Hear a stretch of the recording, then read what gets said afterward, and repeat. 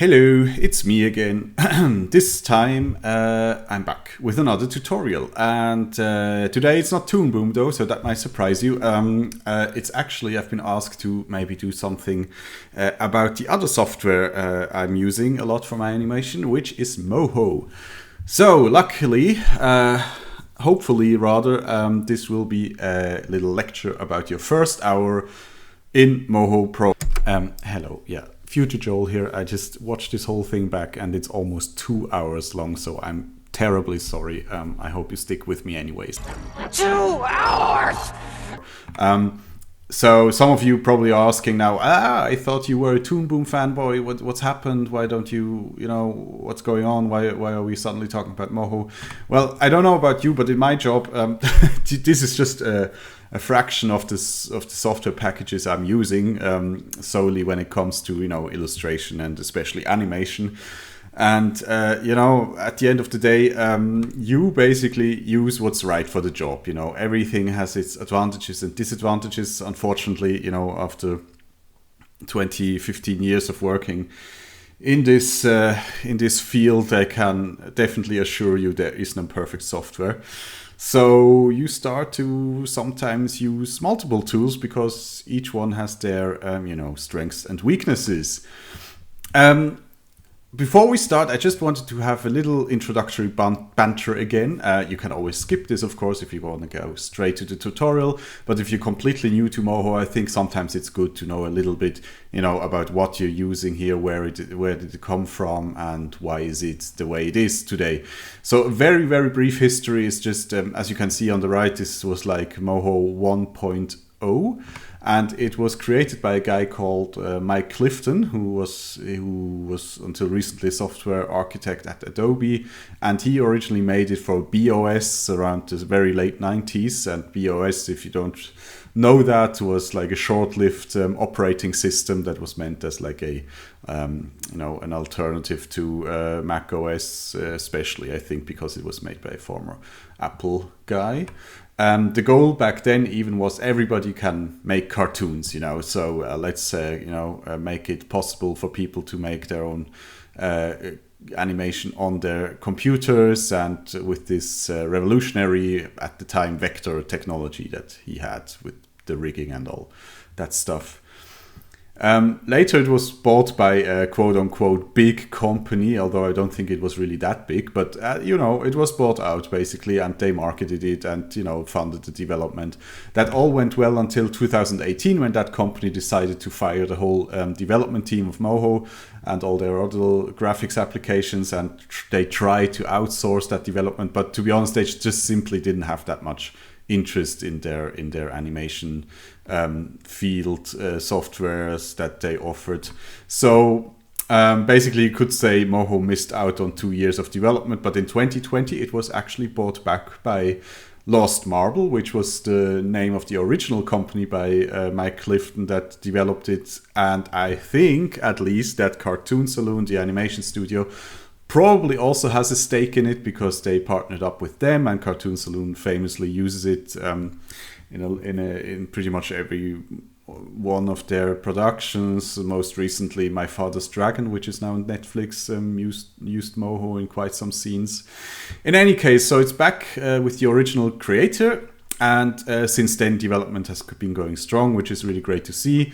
Moho has always been a bit of an underdog. It's a bit of a weird one, right? Because it has this very unique approach to animation with the vector stuff and the rigging and so on and so forth. I mean, nowadays it's a bit more common with stuff like spine, especially like in gaming. But it's always been a little bit of like the outside weirdo. But very, very cool stuff can be done with it and is being done with it. And this brings us to the pros of Moho. Why should you use Moho? Why is it worth your time and effort? Well, when it comes to rigging, at least from my experience, and I won't say I'm a rigging expert, but I've done it now in Moho and Toon Boom, attempted it in Blender, didn't really get anywhere, and After Effects I don't really bother, but it is really a very fast rigging workflow for sure. it is pretty easy to understand, although that's relative. If you've never rigged something before, you have so many new concepts that you have to learn. That doesn't really have to do anything with Moho, but just with rigging in general. But what is an IK-FK? How do these bones connect together? How do I set a bone influence? What is that even? And so on and so forth. So yeah, but of all the things that I tried out so far, Moho is relatively easy to understand, really. I think the biggest strength is actually a feature that it had from day one, and that is, in a nutshell, when it comes down to it, the greatest feature it has is this point animation. And what I mean by that is that if you have any experience with software like Illustrator or Inkscape or Affinity Designer, where you really build your vector illustrations by laying one point after the other, right? Because vectors are made up of points which the computer then mathematically connects, and that gives you a picture. And in Moho, you can move those points over time. And I think that is really the clever thing about it, because that gives you basically the opportunity to resculpt your drawings, your artwork over time, and therefore, getting pretty close to frame. Instead of, redrawing your stuff, you're basically resculpting your things. So that's pretty cool. Smartbones are obviously a big benefit of it. They are much easier to set up than, for example, Toon Boom's master controllers. So it's super easy to make nice interfaces for your characters or whatever it is. Because when you rig something, basically you're also, in a very, very small sense, a software developer, because you're building an interface. An animator has to work with it later. So it has to be intuitive and efficient to use for that person or for yourself. So it's really easy to build interfaces with these Smartbones.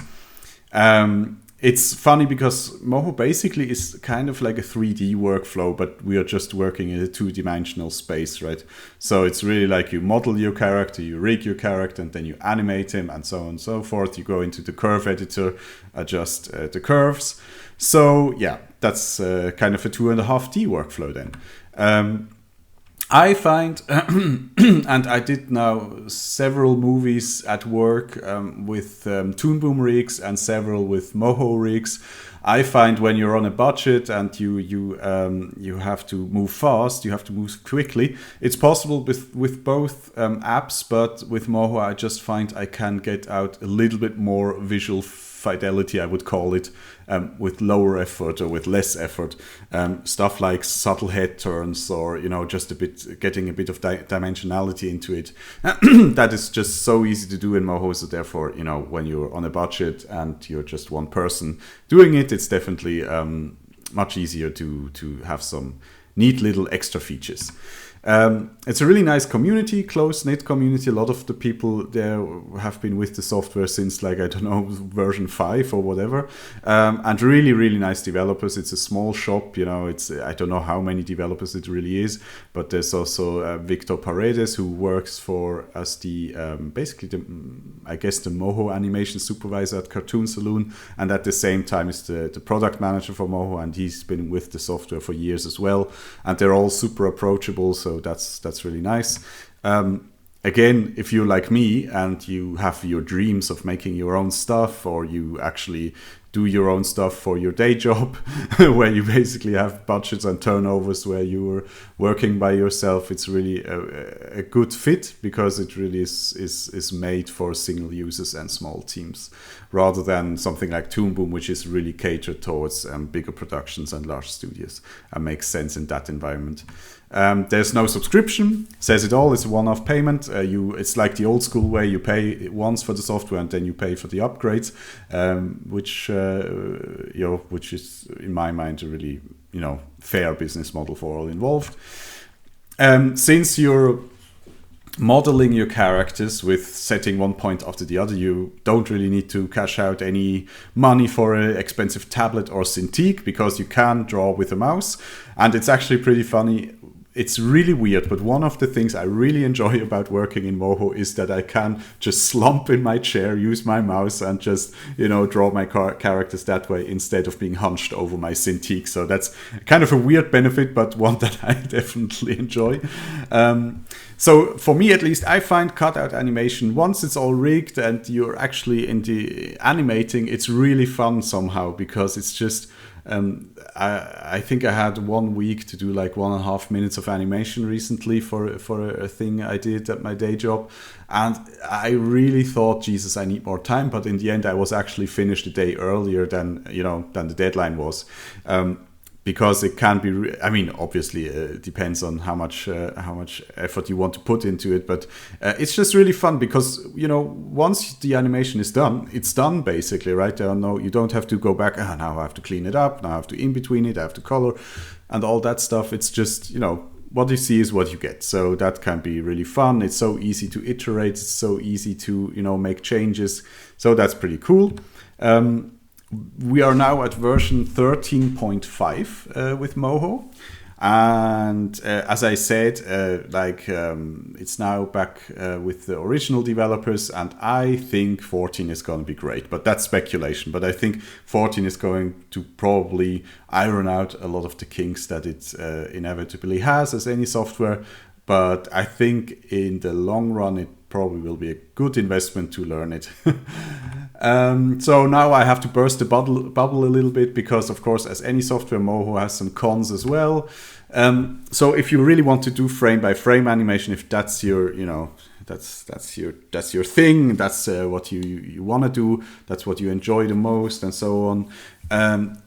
Look somewhere else, because Moho really is not suited for that. I know it advertises it has some frame-by-frame capabilities, but really the drawing tools are not there, and it's just not made for that. Moho is a very specialized software, in my opinion, and does one thing really well, and that's the whole rigging thing and cutout animation thing. So don't bother if you're looking for a frame-by-frame program.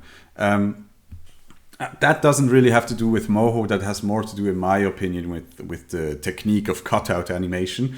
I personally, and that's my opinion, but I personally think if you really want to have very realistic style, and with realistic, I mean, a lot of foreshortening, a lot of details, a lot of crazy action scenes, maybe something Sakuga in that direction. I think it's not the right technique to use. So you're probably better off just doing that frame by frame, or even if you I feel the more realistic the characters get, the more dimensional the characters get, the stiffer the animation tends to come out with all cutout stuff I've seen so far.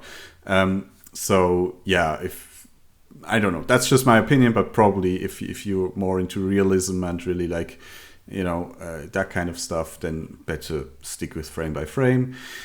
Now for me, one of the biggest cons, the UI on the one hand is kind of brilliant because it's really easy to understand. Everything is at one glance. Like you barely find yourself shoveling through endless menus. Like in Toon Boom, for example, it's different. There, some menus are even hidden, and you first of all have to understand how to get them to show up. With Moho, really everything is at one glance all the time, so it's really easy to find your way around.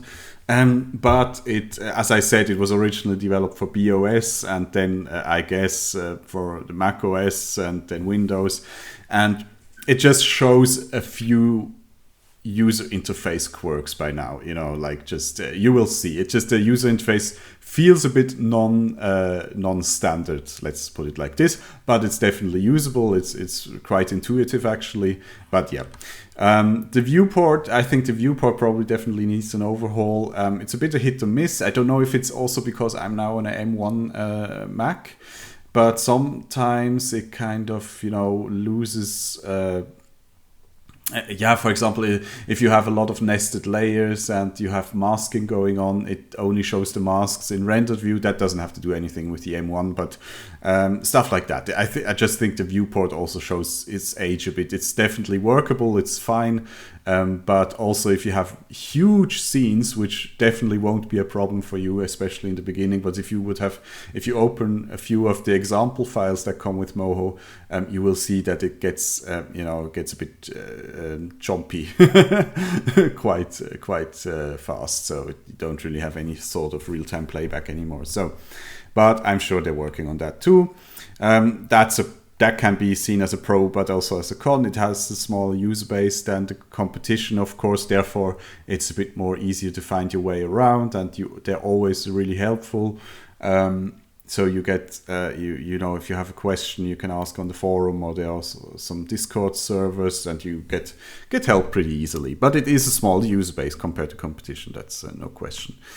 Yeah, if you don't want to get too technical, then rigging in general is probably not for you. And I mean, I'm definitely not a technical. Well, I'm not really that much of a technical person either. I know I learn a lot of software all the time, but it's not like I'm really super talented in all this technical stuff. There are things in Moho that I don't understand to this day, but I still find my way around it. So yeah, but if you just want to have, if you just want to put one frame after the other and not think about any stuff like, I don't know, how to rig up this arm without it deforming too badly, then it's probably not the right thing for you either.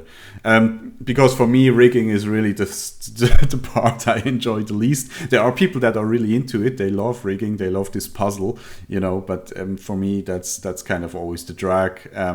But luckily Moho makes it as easy as possible for you. But once that's done, it's always like when I'm rigging, I'm thinking, why do I do this to myself? But once it's done, then I'm actually happy I did it, because the animation goes so fast.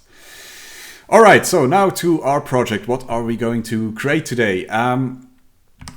As usual, start small and simple. I know, tried and true advice here, and you probably heard it many times before, especially when you're a beginner, but it's really true. But I will attempt to make this first project for you still as interesting as possible.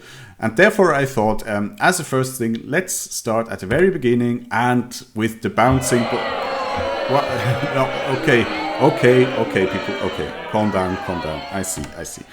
The bouncing ball is fucking boring, let's be honest, and we've done it a million times in every software. So instead, here's my proposal. Let's make a character.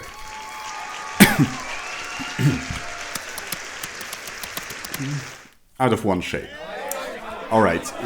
Let me explain. It's not as bad as it sounds. So, because as you can see, you can make cool characters out of one shape, actually. So it's actually a nice little design exercise. If you look at these guys on here, sure, some of them have limbs and other extremities or whatever, but basically they consist of one coherent, simple shape. And I think that's a really good place to start with your first characters, because you can really get something cool going, but also hopefully make it interesting. One way to go about it is, we have our basic shapes here: circle, triangle, rectangle, and a square. And then we just draw ourselves some, random shapes. And sometimes, if you then look at those, you can recognize some characters in them already. So that's something I would suggest that you do maybe. But you can also follow along with the character I created, which is this little guy. So I have here a nice little alien made out of one shape. I think we have a lot of opportunity here to give him some funny expressions and make him really squishy and bouncy. All right, just a short disclaimer before we go on. This lecture is really just a starting point. Don't think that after watching this video that you will know everything. I will, really just scratch the surface. But personally, I think for a beginner, it's always great to just, walk out of a tutorial and you have actually created something. And I also think that's how you learn the most, instead of just me sitting there and saying, oh, this is a layer and this is this and this is that. So let's just use Moho and make something fun with it, even if it's just something simple. I'm really sorry. I know I rewatched some of my other tutorials for Toon Boom, and I'm really terrible at keeping myself short. It's probably also because English is not my first language. Surprise, surprise. So sorry for rambling. I will try to keep myself short, but I always tell myself I only do these tutorials if I can do them with the least effort possible. So I won't do much editing, but I still hope there's something, of value for you in here. And obviously, all opinions are my own. So whenever I say something that I don't like something about the software, or that I do like something about the software, that's obviously just, my own opinion. Anyway, so enough talk. Let's get on with it. All right, so here we are in Moho. Oh, I'm sorry. I had to eat a banana because I heard in my last recording of the intro presentation that my stomach was growling. So, free Moho copy for whoever can hear that. But I was too lazy to record again. So, let me start my little key cast here so you can see whatever shortcut I'm pressing. When you start Moho for the first time, you probably get a little example scene starting up. We will talk about that just in a moment. But for now, let's just go to File and New, and we will get a brand new Moho file. All right. As I always say, an interface is best learned by using it, by doing something with it. So I won't linger too much on it. I will probably explain the stuff as I go, hopefully in a somewhat concise manner, but only maybe just what you can see here. Left, obviously, you have all your tools. Up here, you always have your tool settings. So it's always, worth it to keep an eye up on what's happening up here. And down here, which is also pretty useful when you're a beginner, you see you always have these little tips. What, for example, this selection thing does when you hold down Shift. You can add a selection, Alt to remove from selection, Control Command to toggle lasso mode. So always good to look at what's happening down here as well, because you get some helpful tips. Over here we have the style palette. The style palette basically is your colors, how your shapes will look, color and stroke fill.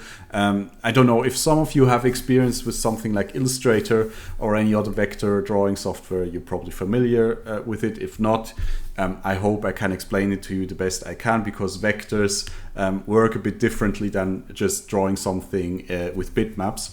And especially in Moho, this becomes pretty apparent, but we will go through it. I hope I can clear that all up. You can put this little check mark here on the style palette of advanced or just basic. I will keep it at advanced for now, just so I can show you hopefully what this exactly means. I'm not sure if we will be really creating styles, maybe, but I don't want to, I don't want this tutorial to go on for too long. I just want you to create something cool. We'll see. Anyways, here you have the layer palettes. That's all your vector art layer. Down here, obviously, it's your timeline. It's where your animation is created.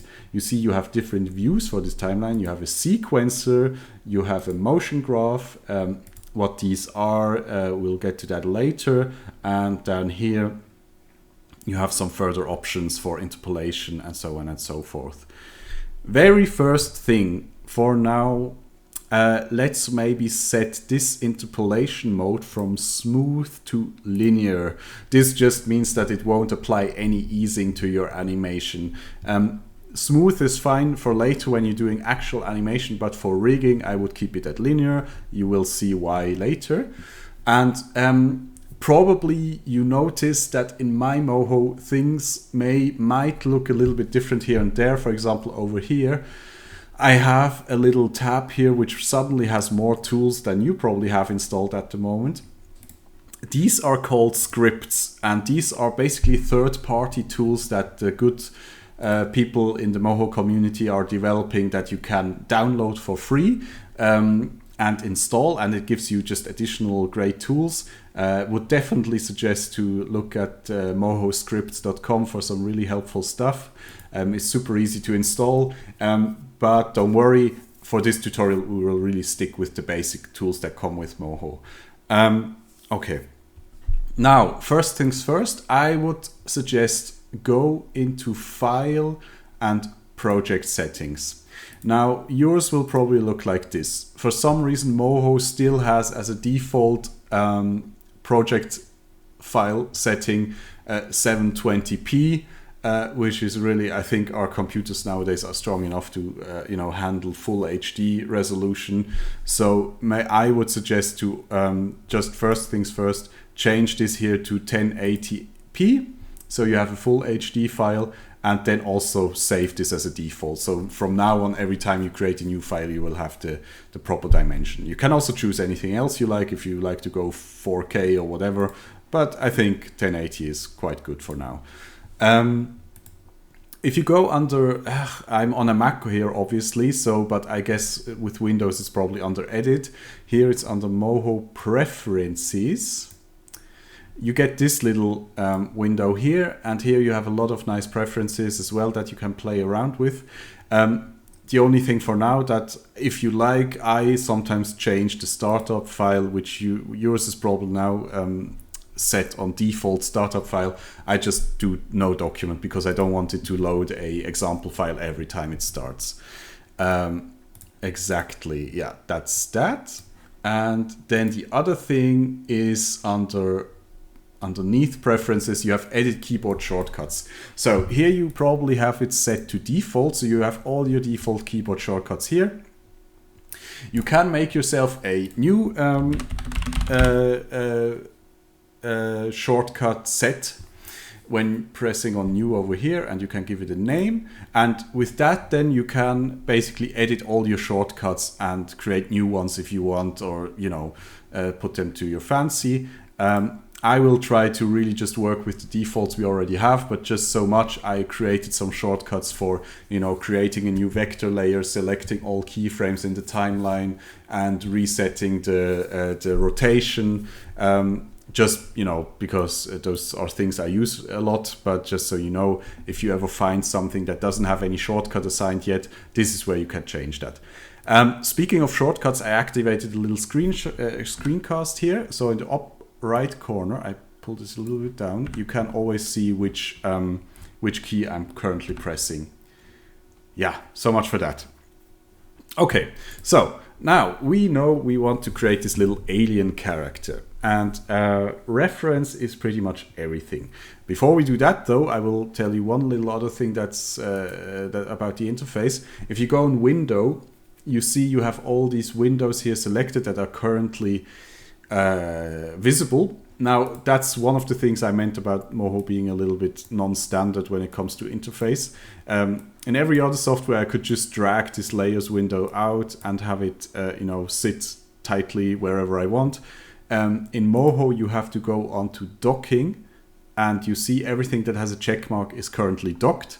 So I want to be able to move the layers window around freely, so I just remove the check mark here, and then my layers window can be dragged wherever I want. I can only dock it here to that one place basically, but it's fine. That's just one of the little quirks that I was talking about. But I just like to have the layer window out of this dock here because it can happen with more complex things that you get a lot of layers, so it's good to see them all on one glance. All right. How to navigate the viewport maybe. Beware of the spacebar is all I'm going to say, because the spacebar in Moho is a bit weird, because on the one hand, if I press and hold it, I will get my little hand here and be able to move the viewport around. But the problem is, if I only press it quickly, you see the playhead starts playing. So, and we really don't want to do that, because the frame 0 has quite a significance in Moho, and I will tell you what it is in just a second. But when it comes to navigation, just use the right mouse button, and you will see you can move around with the right mouse button. It's really safer than using the spacebar. Using your scroll wheel zooms in and out, and alternatively you can also press Shift and the right mouse button, and you can zoom like that if you prefer that. I think I don't really use this, but I think Control probably for you Windows guys. For me it's Command, and right mouse button turns my stuff around, turns the viewport. You also have all these tools down here in Workspace. So if I go on Rotate now, I can reset the view, or I have it set to a keyboard shortcut, which is Shift X, because it's the same as in Harmony. All right, so. Okay, what is it about frame 0? You see, whenever you are on frame 0, you have this red little border around your workspace. That indicates to you that you're now on frame 0. Frame 0 is basically, you can imagine it as a workshop. This is where we build our puppets, right? No animation is happening here. We always go back to our safe workshop and we can do whatever we want. build the stuff. And then as soon as we're on frame 1, and you see it over here, a lot of the tools disappear. We cannot draw anything anymore. We can only move stuff around. And that is because from then on, it's all about animation. All right. So 0 is important when we're rigging, and from frame 1, it's important when we're animating. So since, as everything, we start with creating a character, let's stay on frame 0 now. All right. Now let's start by loading in a little reference image so we can start building our character. Moho has a pretty good reference system. I can go up here under View and then select Tracing Image. Keyboard shortcut is Command or Control Y. And I have my reference guy here and I load him up. And you see he appears here in a transparent with some transparency applied. And the nice thing is, if I now create any points, it's actually above. But also, if these points are filled with any color, exactly, it stays transparent, so you can always see your reference. Sometimes that can also get annoying though. So with Command or Control U, you can always toggle your reference image if you just want to hide it quickly. All right, so now we have our reference image here. Oh, I have a little. So you will see we are now on layer 1. So I guess first things first, let's start maybe building this body. I could see we probably have one layer for the body, we have one layer for the mouth, we have a layer for the teeth, one for, several for the eyes, one for eyebrows, one for hair. So it should be pretty straightforward. Over here you have this little tool, Add Point.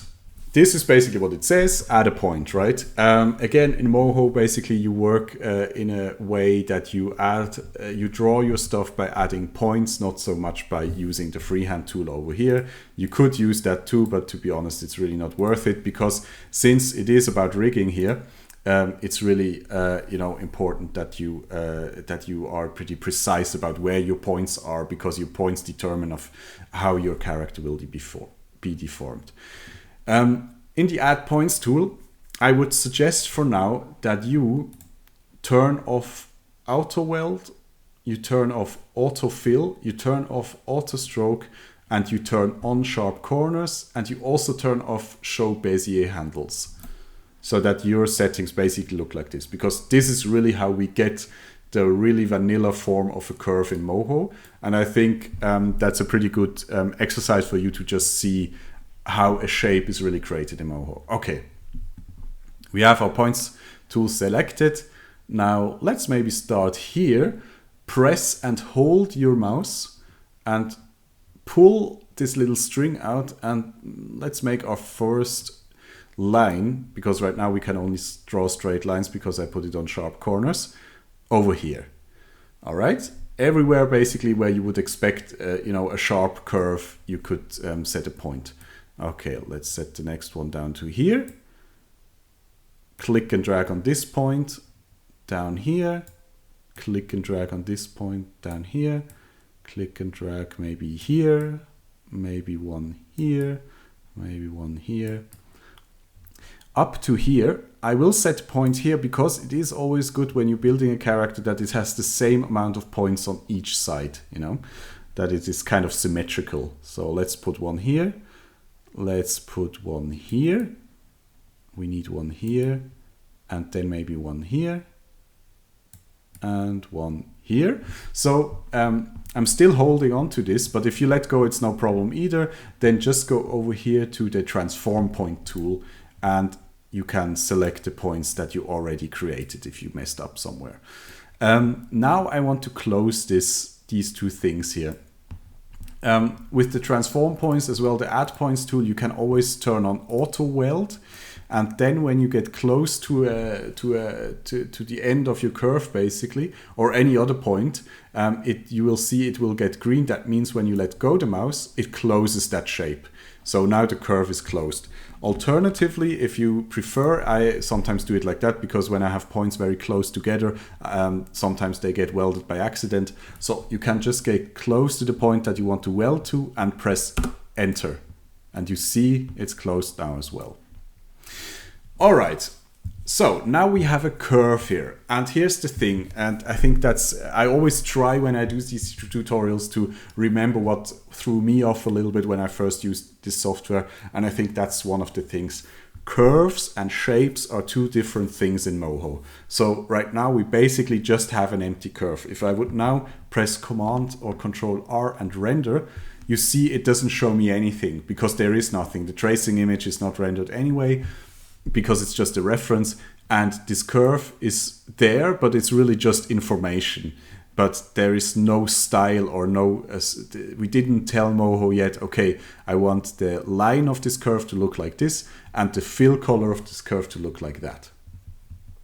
Now it would be tempting to just run over here, take the paint bucket and go to both. I want to have a stroke and a fill. Over here we see, okay, it's white and black and bap, and then it's filled.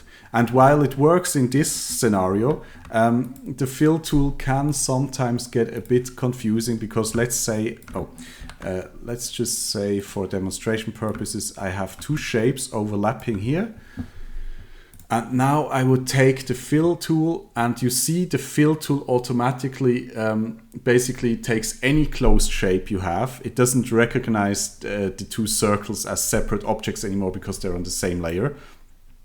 And you see it just created a whole bunch of points because it tries to basically, replicate that shape with the amount of points necessary so it can exist by itself, if that makes sense, hopefully. So you can see that the fill tool just can give you some weird results, and you have no control over what is which shape is being created and which shape is not being created, if that makes any sense. Probably not, but I will tell you now how to best do it. Over here you have a tool called Create Shape, or it's a shortcut U, and you see now you get just nothing much but just like a selection thing. Up here you see we can either do a fill, we can do a stroke, we can do both. Let's for now just try keep it on fill, select it, and you see it gives you a little preview. Nothing has happened yet, it just gives you a preview. Okay, I will create a shape out of these curves. This is how I will do it. Okay, that sounds good. Let's create it, and maybe press Command U to hide our tracing image, and you see that is what it has created. Okay, if I go on this thing now here, select shape. Again, shape is not equal to curve, because now if I go here and I select it with the transform points tool, I really just select the points. I can move it all, but I cannot really edit what the fill color or anything is, because that's separate. You see it under fill, so select the shape. And now you see over here in our styles palette, it shows me, okay, we have a fill. The shape has even its own name. It's S1, has a fill color of white. It doesn't have a stroke. The stroke, if it had any, would have round caps and so on and so forth. If I now go on this one and I change this around, you see it changes our fill color.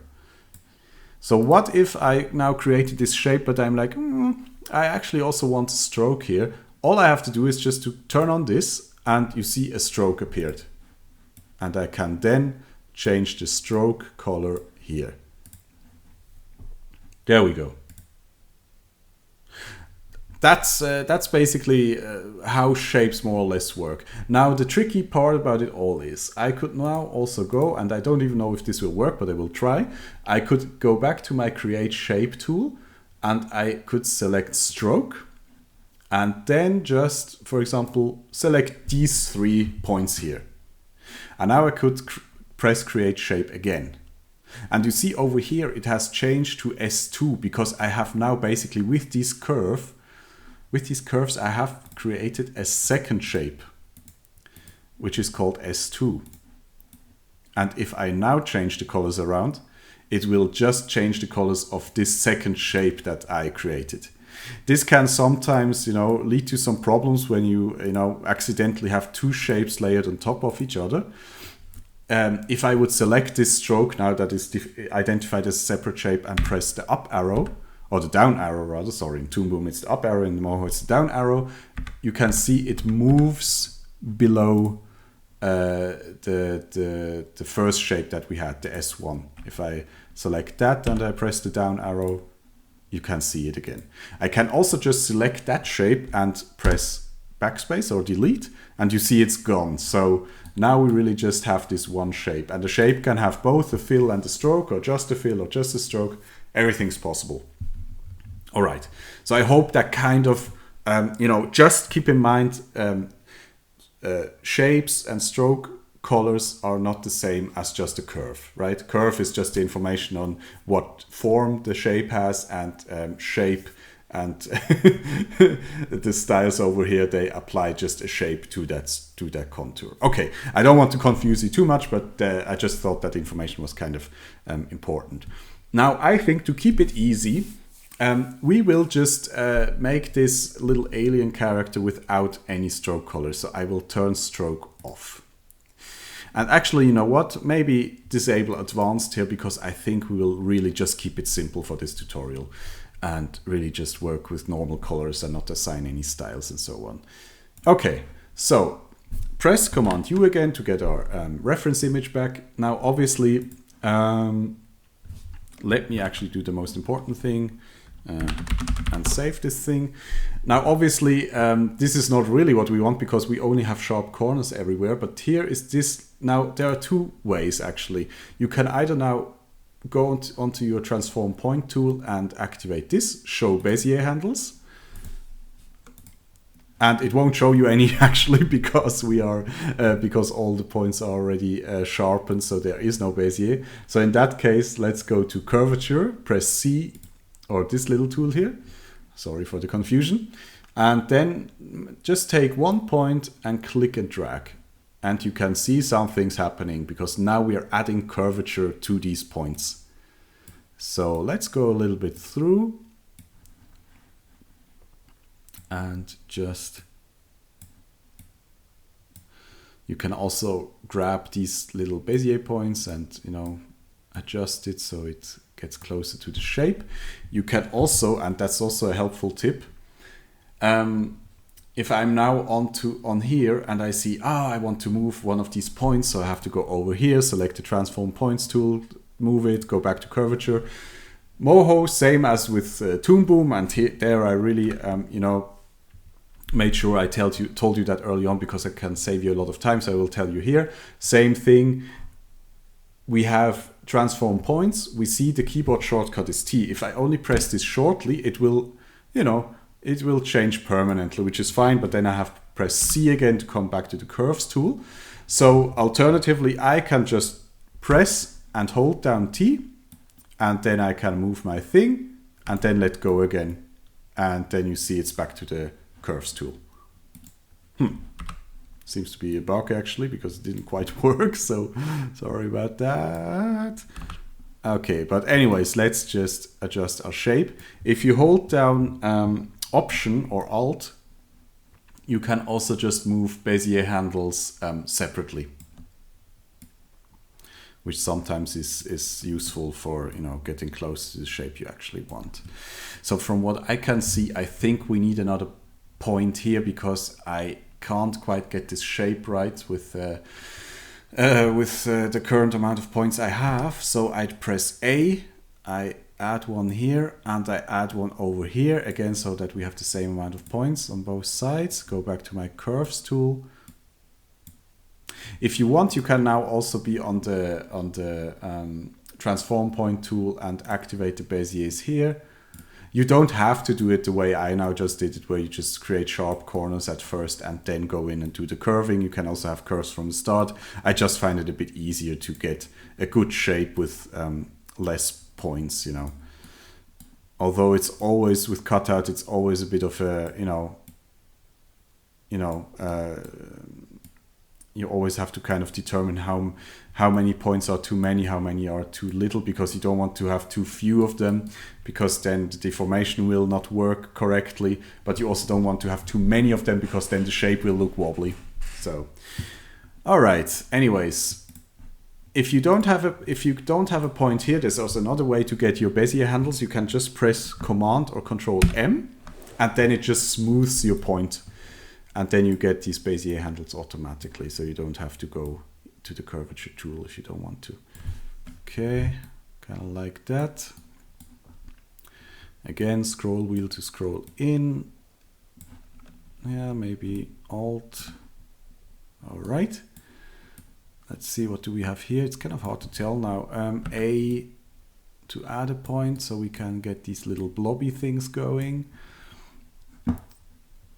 I think that's close enough. And then I can, when just holding down Command, you see you get this little selection tool. So I select all these and press Command M to smoothen them. It's kind of like subdividing. It's like subdivision, adding a subdivision modifier in Blender, basically. Okay, so, and this one could also be smooth, so Command M here. All right, that's fine, I guess. So I think I definitely need some points here. So A for add point, add one here, T for transform, pull it over here, Command M to smoothen it, here too, Command M to smoothen it. All right, more or less, it doesn't have to be perfect, but it is. All right, so if at any point you want to hide your points because they're annoying you, either you can just turn off the Bezier handles, and that already helps a lot, I find, or you can go down here, show curves, and turn that off, and you don't see those points anymore. So let's hide our reference image by pressing Command Control U, and yeah, that looks pretty good. All right, so we have our first shape, and it's here on layer 1. So let's maybe just press on this little arrow here, or press once on the name to rename it, and we call this body. Okay, and we have our first shape.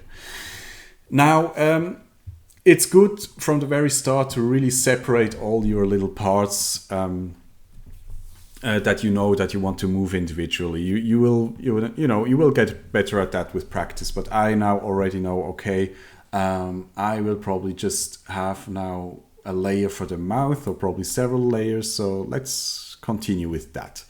Now let's go up here. The most left button is new layer.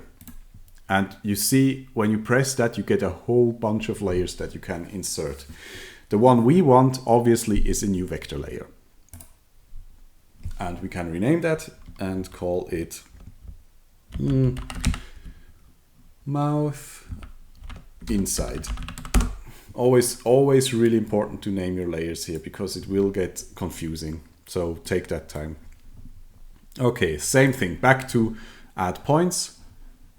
You can also fill them if you want. I always do it like this. I just, create one here, create one there, press enter to wield it, curve it out, and curve it here. Probably needs a few more points, so I add one here, add one here, add one here, add one here. Now I show you a little trick. Let's undo that. Since I know I pretty much just want the double amount of points that I have at the moment, I could also just select all these.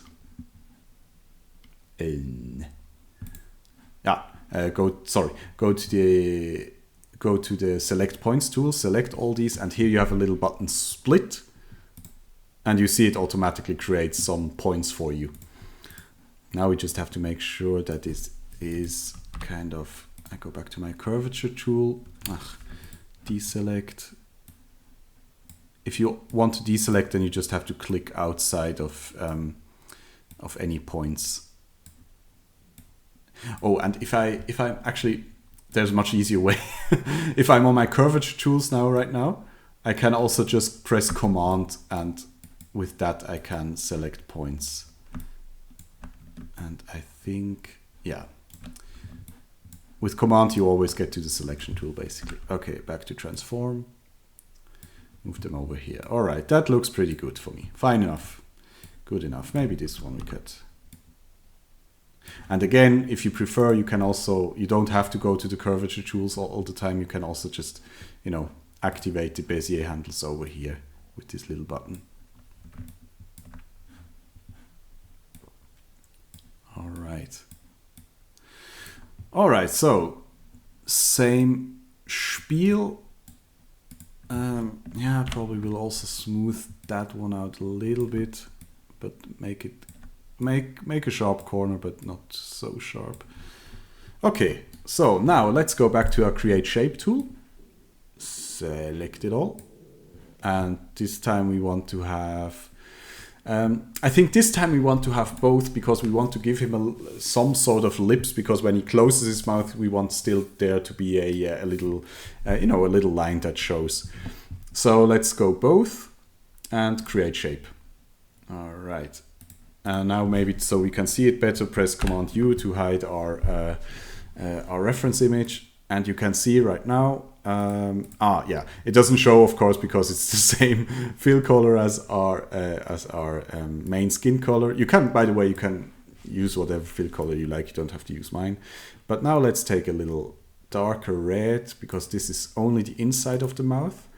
And for the stroke, maybe let's do the same for the stroke. I think that's fine. And then I will also turn down the width, the line width a little bit.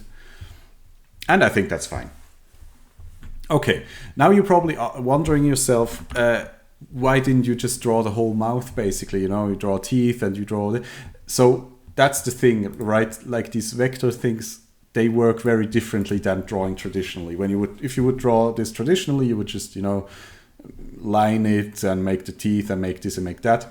With cutout and with Moho, you already have to think in advance, okay, how do I want to move this in the end? So I already know, okay, I want to be able to move this mouth up and down, you know, give him the expressions like this or whatever. And therefore, I have to create these shapes in full, basically, so they can move past each other. Yeah, so that means the next part would be the teeth. Actually, let's give him a little tongue too. I didn't do that in the original one, but here I'll do it. So let's call new layer, call it tongue. And we can do it really simply. Over here you have all these predefined shapes too. And here we can even do an autofill for now, that's fine, because we know which shape is being created, so it doesn't confuse us in the end. So let's just take this circle and draw one out here. Select the circle with the shape, select shape tool, and give it a bit of a brighter pinkish red, something like this. Turn off our reference, and you see there's a tongue. Now you're probably saying, yeah, but this doesn't make any sense. I mean, shall I put it behind the mouth or in front of the mouth? Because right now it just, you know, basically it sticks out of the shape of the mouth, and we'll come to that later. Trust me, for now it will all make sense in a moment, because we will use something called masking, which you probably know from other softwares. We can mask all this stuff off basically in the end, so that the teeth and the tongue will stay inside the mouth automatically. All right. I think let's do the teeth. And I think then soon I'm ready to actually just show you hopefully some sped up footage instead of me doing everything in real time, because it's really always the same process. So we're on the teeth layer, make sure you're on the right layer, Command U for a reference, one here, one here. So since the teeth, that's another thing, I know teeth, teeth are rigid, that's just bone. So I know those teeth, they won't really deform. So I can do this with much less points, because I know I never have to really deform them. So I really just have to get the shape, and less points is always more desirable. So let's have the upper teeth here, and then I can even click on this, click on the whole thing on a line or in a curve, and then you select the whole thing with transform points tool, copy, paste, Command C, Command V, put it down here, and just reuse the shape basically, right? don't have to reinvent the wheel all the time. Put these 2 teeth here, and then A for add point, put it down here, C for the curve tool, curve it out. All right, and have it like here. Okay. And now again, you can see here these things are overlapping a little bit, I think. No, they're not, it's still fine, but still this is like a scenario where the fill tool could make some trouble. So I want to have by the way, if you're having trouble like selecting this with the create shape tool because it's in a weird spot, either you can activate the lasso mode here, so you get a lasso selection, or you can just pre-select your curves and then go on the create shape tool and it already selects this whole thing for you. Okay, so this time I only want to fill again. So I click on fill and I create a shape. Ta-da! Over here we have our fill. So let's make a nice white. I always like to mix a little bit of whatever the skin color is into the teeth. I don't like to go completely white. That's just beside the point, but I find it better if you save complete white only for if you're doing highlights or something like that. Anyways, so he has some bad teeth here, and then the same with the lower teeth. Select these points, create shape, create shape. It has saved our last thing actually. And now go Command U. Oh yeah, okay. That is, well, maybe select these two. You can with Shift, you can select 2 of them and then you can still change the fill after the fact. Okay, that's fine.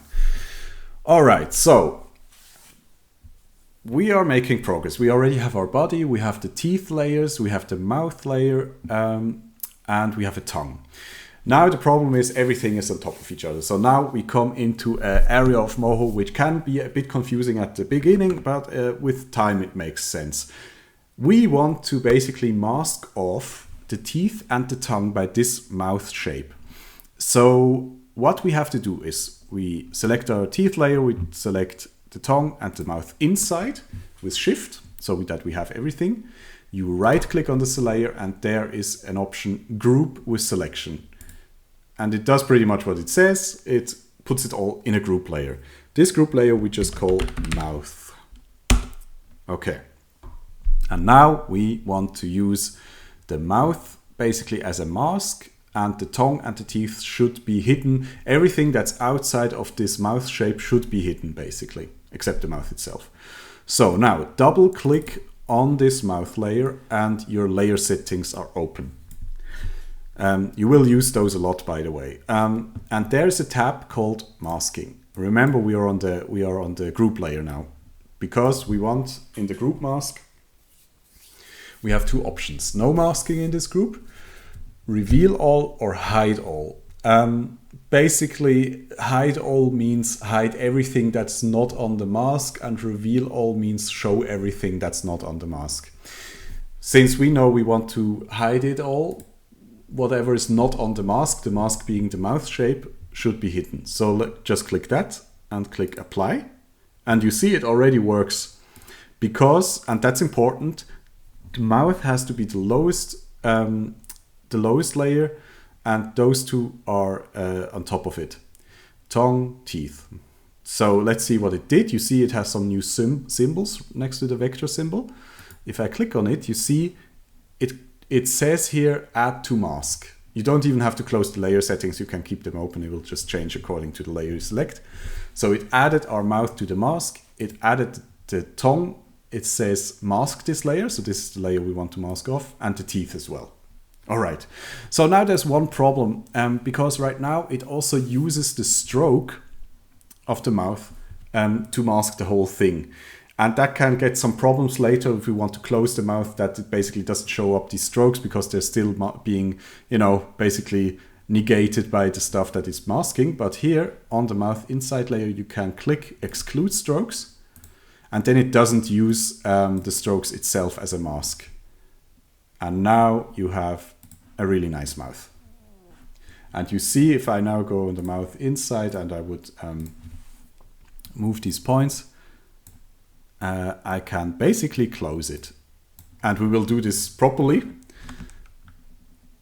We will do this properly later on, but that's basically the whole idea behind Moho, right? That you move vectors around to get some movement going, the illusion of movement.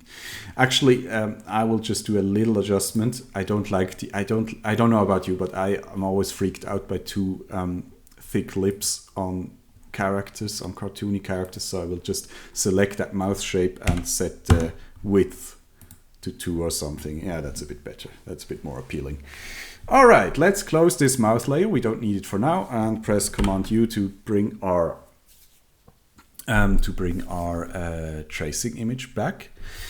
I think we will do this whole exercise again because we have a similar situation down here. For example, these dots, these little spots that he has. Now you could say, okay, let's create a new layer and then let's try to somehow get them to fit onto this shape and then make sure when we animate it, it never moves. But that is pretty much impossible. So what's much easier is, again, we go over here to draw shapes, select our circle and do an autofill. I make some circles here and it's completely okay when they overlap. Actually, they should overlap probably a little bit. Do something like this and make a second one over here and make a third one over here. Something like this, you know. And obviously then I can, with the select shape tool, select all these again, fill, maybe make a nice purple color. Command U to see how it looks. Yeah, that's a bit... You see, if with the styles, basically you can predefine these colors, and then you can always go back to the main style and change that, and it will change to the whole character. That's similar to how Toon Boom's palettes work, but for now I think we'll just keep it easy and just do it the old-fashioned way. So I have to reselect all these shapes. All right. Okay, great. So now we know, okay, we want to mask these spots off with the body. So first of all, let's rename that and call it spots. Spots. Again, these two things we want to use for masking. Group with selection. Call it body. Oh, body is fine. And then masking, hide all, apply. And this time we don't even have to do anything with, exclude strokes, because there are no strokes on it anyway. So yeah, with Command R, by the way, you can always make a quick render of this frame, so you see how it will actually look once it's exported. Okay.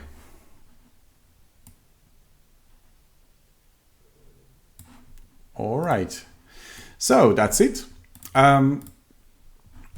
So let's see. I think the rest I will show you in a sped up version. We just have to create these eyes, and I would separate, for now, the eyes and the pupils. But otherwise, I would say we just, usually you could do like an eye, a separate thing for the left eye, one for the right eye, but I think for simplicity's sake, we just keep it on one layer. We create the hair, it has a separate layer, and the eyebrows. But yeah, I will do that in a time lapse, and I will give you some comments, so hopefully you're not missing out, and I will see you again in just a second.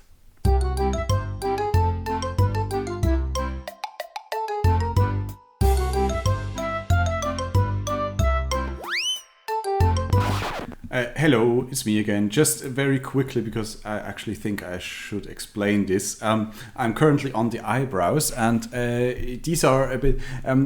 maybe you are tempted to kind of, creating them like this as basically a shape, and you might be actually... it makes sense to actually think of doing it like that, but I think when it comes to stuff like eyebrows or hair strands or stuff like that, it's easier to just have them as one stroke, basically. And there's still a good way, though, to make them look with thin and thick lines. So let me just show you this. I will again select this, and this time create a shape out of the stroke. And now I already assigned my colors. You can do black or whatever you like. Now there's this little tool over here. Within the fill section, you basically find everything that has to do with the look of your strokes, shapes, and so on. Anyways, there's this thing, line width. If I select that, I can select individual points and just click and drag, and you see that I can make these thicker and thinner. And that way I get a really nice little curve here with thick and thin lines. And this will just be much easier to animate than if you had like a whole shape that you have to move around. So that's just a little tip there if you have stuff like that in your character.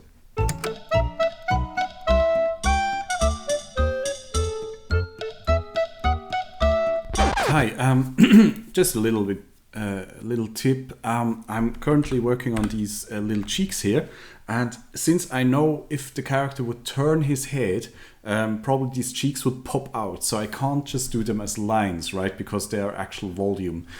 So it's always good to think about these things in advance and actually make closed shapes out of them. Now my problem is, of course, I have cool cheeks here, but it looks kind of stupid, right?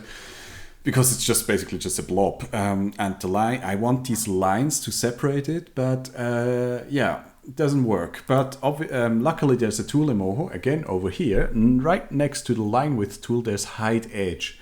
If I click on that and just use it on edges, you can see I can hide those edges that I don't want. And then I can go back again with the line width tool and maybe, you know, play around a little bit with the width and get a pretty decent result.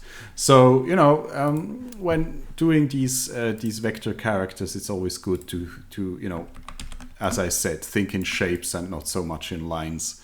Yeah, but that's basically it, and I should be almost done. Actually, I am done. I think I can continue from here with you guys. Let me check. Yeah.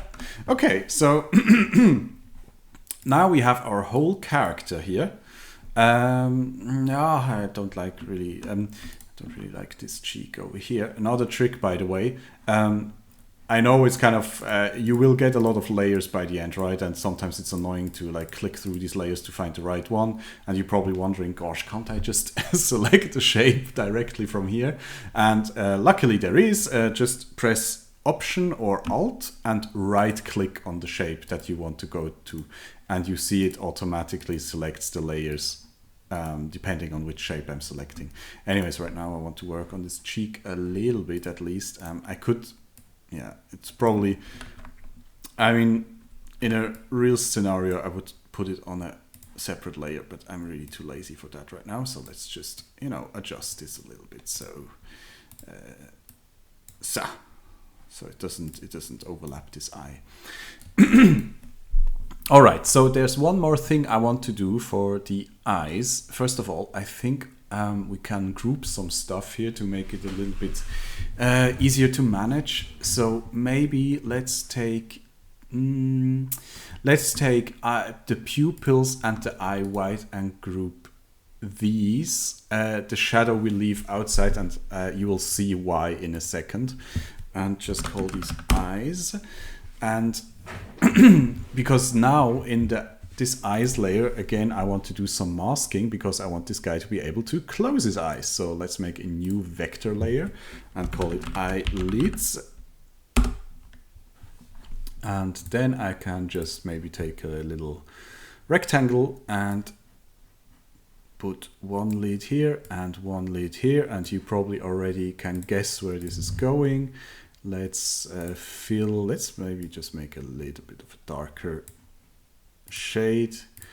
Obviously you can also always use the eyedropper over here. You just have to click and drag and release over the color that you want to have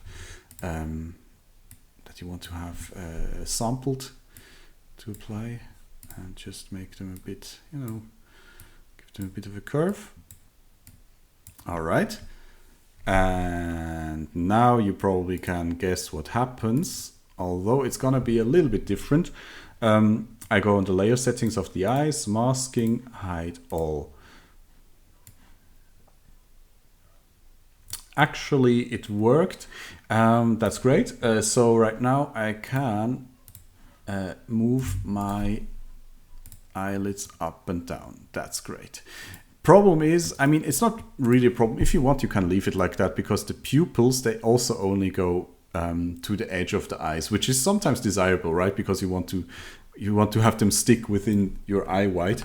I like to turn that off sometimes, because especially with cartoony characters, it's more fun when the pupils are able to, you know, come a little bit outside of the eye white. So I can just go to the pupils layer and click don't mask this layer. So it just will ignore any masking going on in here. Yeah, see? And now we can use these eyelids basically to... and already we get a little bit of expression going. For now, let's move them up here, out of view. So, all right. I think that's good enough for now, to be honest. Yeah, I think we'll just try to rig this thing now. Okay, so we have our little thing, our little character here. Let's select everything with Shift on the layer and right click and group with selection and call him alien dude, whatever. Now, obviously a group layer doesn't help us very much, because we want to add some bones finally. So where are all these bone tools? Now, to get to those, you actually have to tell Moho, okay, which layers do I actually want to have affected by the skeleton that I'm building? So you have to group it all, and now we can right click and say convert to bone. Tick. And you see over here already a set of new tools has appeared. We have a select point, select bone, add bone, draw bones, and so on. Let's click on the add bone tool and stay on this bone layer. So, and now let's just say, I think 2 bones will be enough. One here and one here. Click and drag to pull them out. And now you can already go over here to the manipulate bones tool, which is this icon right over here. And you see some stuff appears here, some weirdness is going on. But when I pull on these bones, wooey, animation is happening. Now you're probably thinking, oh great, now I messed everything up that I built the last 20 hours, but no worries. When you go back to the select bone tool, pop, everything pops back to the initial position, which is again the difference of being on frame 0, which is, remember, or workshop. And if I now would go to frame 1 and I would manipulate this around, then it really sets a keyframe, so obviously now it stays, right? So don't want that at the moment. We are still building our character, so back to frame 0. These red half-transparent things that you see, that's basically our bone influence, right? If you come from, if you have a bit of experience with 3D rigging, that's basically like the skinning, the weight paint, so to speak. So that's basically tells us, okay, you know, this bone pretty much influences this region, this bone pretty much influences this region. So that's always the standard rigging technique that Moho does whenever you create a new bone. So over here there's a little tool down here, second in the second row, bone strength, or shortcut S. When I click on that and then click on a bone and drag, you can see you can change this influence. And it doesn't really matter right now because we only have these 2 guys anyways.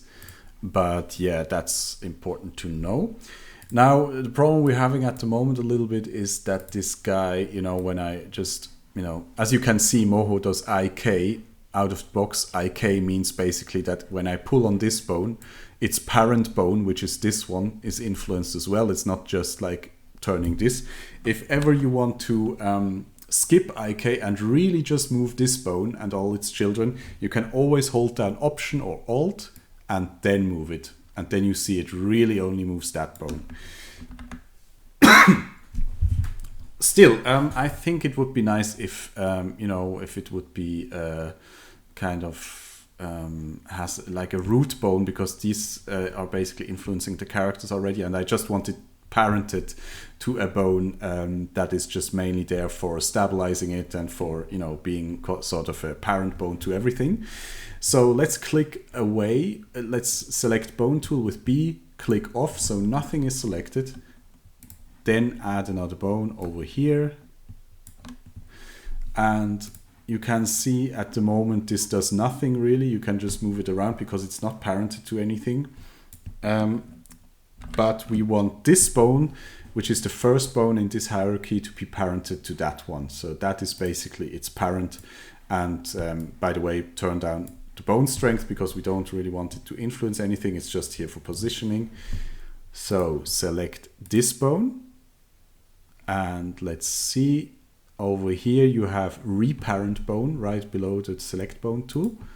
And you see these little arrows appear. So that shows you the chain, basically your whole bone chain. So this bone is a child of this bone, and you can imagine that like your forearm bone basically is a child of your upper arm bone, and your upper arm bone is a child of your shoulder, and your shoulder is a child of your spine, and so on and so forth. So it's basically that kind of hierarchy, right? So we want to reparent that bone to this one. So we select it. Always important, because if I would now just click anywhere, you see it's well, not in this example, but if you just want to select a bone and you're on any other tool, just press and hold Alt or Option, and then it's just the selection mode basically. So we select this one, and then we want to parent it to that one, and now you see we have an arrow that goes over here. And now when I move this around, the whole character comes with it without, you know, deforming anything. That's just a nice little housekeeping thing. All right. Let's see, what else? Okay, and the other thing at the moment you can see when I move this stuff, this bone moves with it. But that's actually something we want to avoid. We want this to keep still. So again, we can select this bone, and up here you have bone constraints. And that's the thing that is so easy in Moho, you know, to set up all these constraints, because if you ever tried rigging in Blender or something, you know how difficult that is. Here is super easy, and we just want to tell it independent angle. That just means, okay, you stay with your angle and let all the bones do whatever they want, right? And that's basically what we want. So now when we move it around, it stays how it should be. Okay, good. That's the boring part. Now we actually want to see, maybe we need a few more bones, because I think it would be nice if these hairs had some as well. So let's select this one, because all the bones we create now, we want to be children of this second bone here. Go to add bone, do one here, and then do one here. This one is a child of this one is a child of this one. So that's why it's important, because if I would now just create some more and we look at the parenting, you see this one is now a child of this, which is not what we want. What we want is to have this second strand also be a child of this main bone here. So we select that one first and then add some more bones here. And now probably if we look at the influence, it's far too big. So let's turn it down. Turn that down, and turn that down. Okay. Yeah. And now we probably come to the part that is a bit difficult to explain, but I'll try my best. So right now, what Moho does out of the box is right now everything is so-called flexi-bound, right? So flexi-binding is basically what you see here with these bone influences. There's also two other binding methods. There's point binding, where we can bind individual points of a layer to a bone. And there's layer binding, which is the easiest. That just means the whole layer is bound to this bone. You know, wherever the bone goes, the layer goes with it. Now, flexi-binding is, you know, is useful because you know, it gives you a nice deformation right out of the box. The problem is that it influences every layer basically that this bone touches. But sometimes we really just want to flexi bind individual layers. So right now I only want this this body layer to be influenced by these bones, for example, in a flexi method. So how to do this? Pretty easy actually. It's just a bit confusing in the beginning, but I can go to the body layer. I think it's even enough if it's just the group layer. I have still my select bone tool. I select these 2 bones, and then I say bone. No, it doesn't work, sorry. It doesn't work on group layers, which makes sense. So let's take the spots, select these 2 bones, go to bone, use selected bones for flexi binding. And you see they get a little bit more, get a little bit more of a bold outline. So that now means these spots, they will be only influenced, or these flexi bound bones, they will only influence these 2 spots, in theory. But the problem is, if I still move this thing around now, you will see nothing much has changed. And that is because the bones first have to be, basically every layer has to be assigned to a bone for it to really take effect, right? So that's what we're going to do now. We take the body, we select these 2 bones, and we say bone, use selected bones for flexi binding. Tack. And these 2 bones are now also assigned to this layer. Now onto the mouth, and with the mouth I think it's totally fine to just layer bind that. So we don't need any flexi binding because the mouth just has to follow this upper bone at all times. So I think I'll just say over here, I'll take the group layer here, it will work with the group layer, and I go over here and there's a little tool called bind layer. Click on that. And then it obviously wants to know which bone should be bound to that layer. So I select this one. And now it's already done. I can go back to the main layer and move it around, and you see the mouth goes with it. And it doesn't deform much even, that's also good. Okay, mouth is done. Eyeshadow, same thing. I think we will just layer bind that. So let's bind it to that one. Eyes, same thing. Layer binding, bind it to that one. Eyebrows,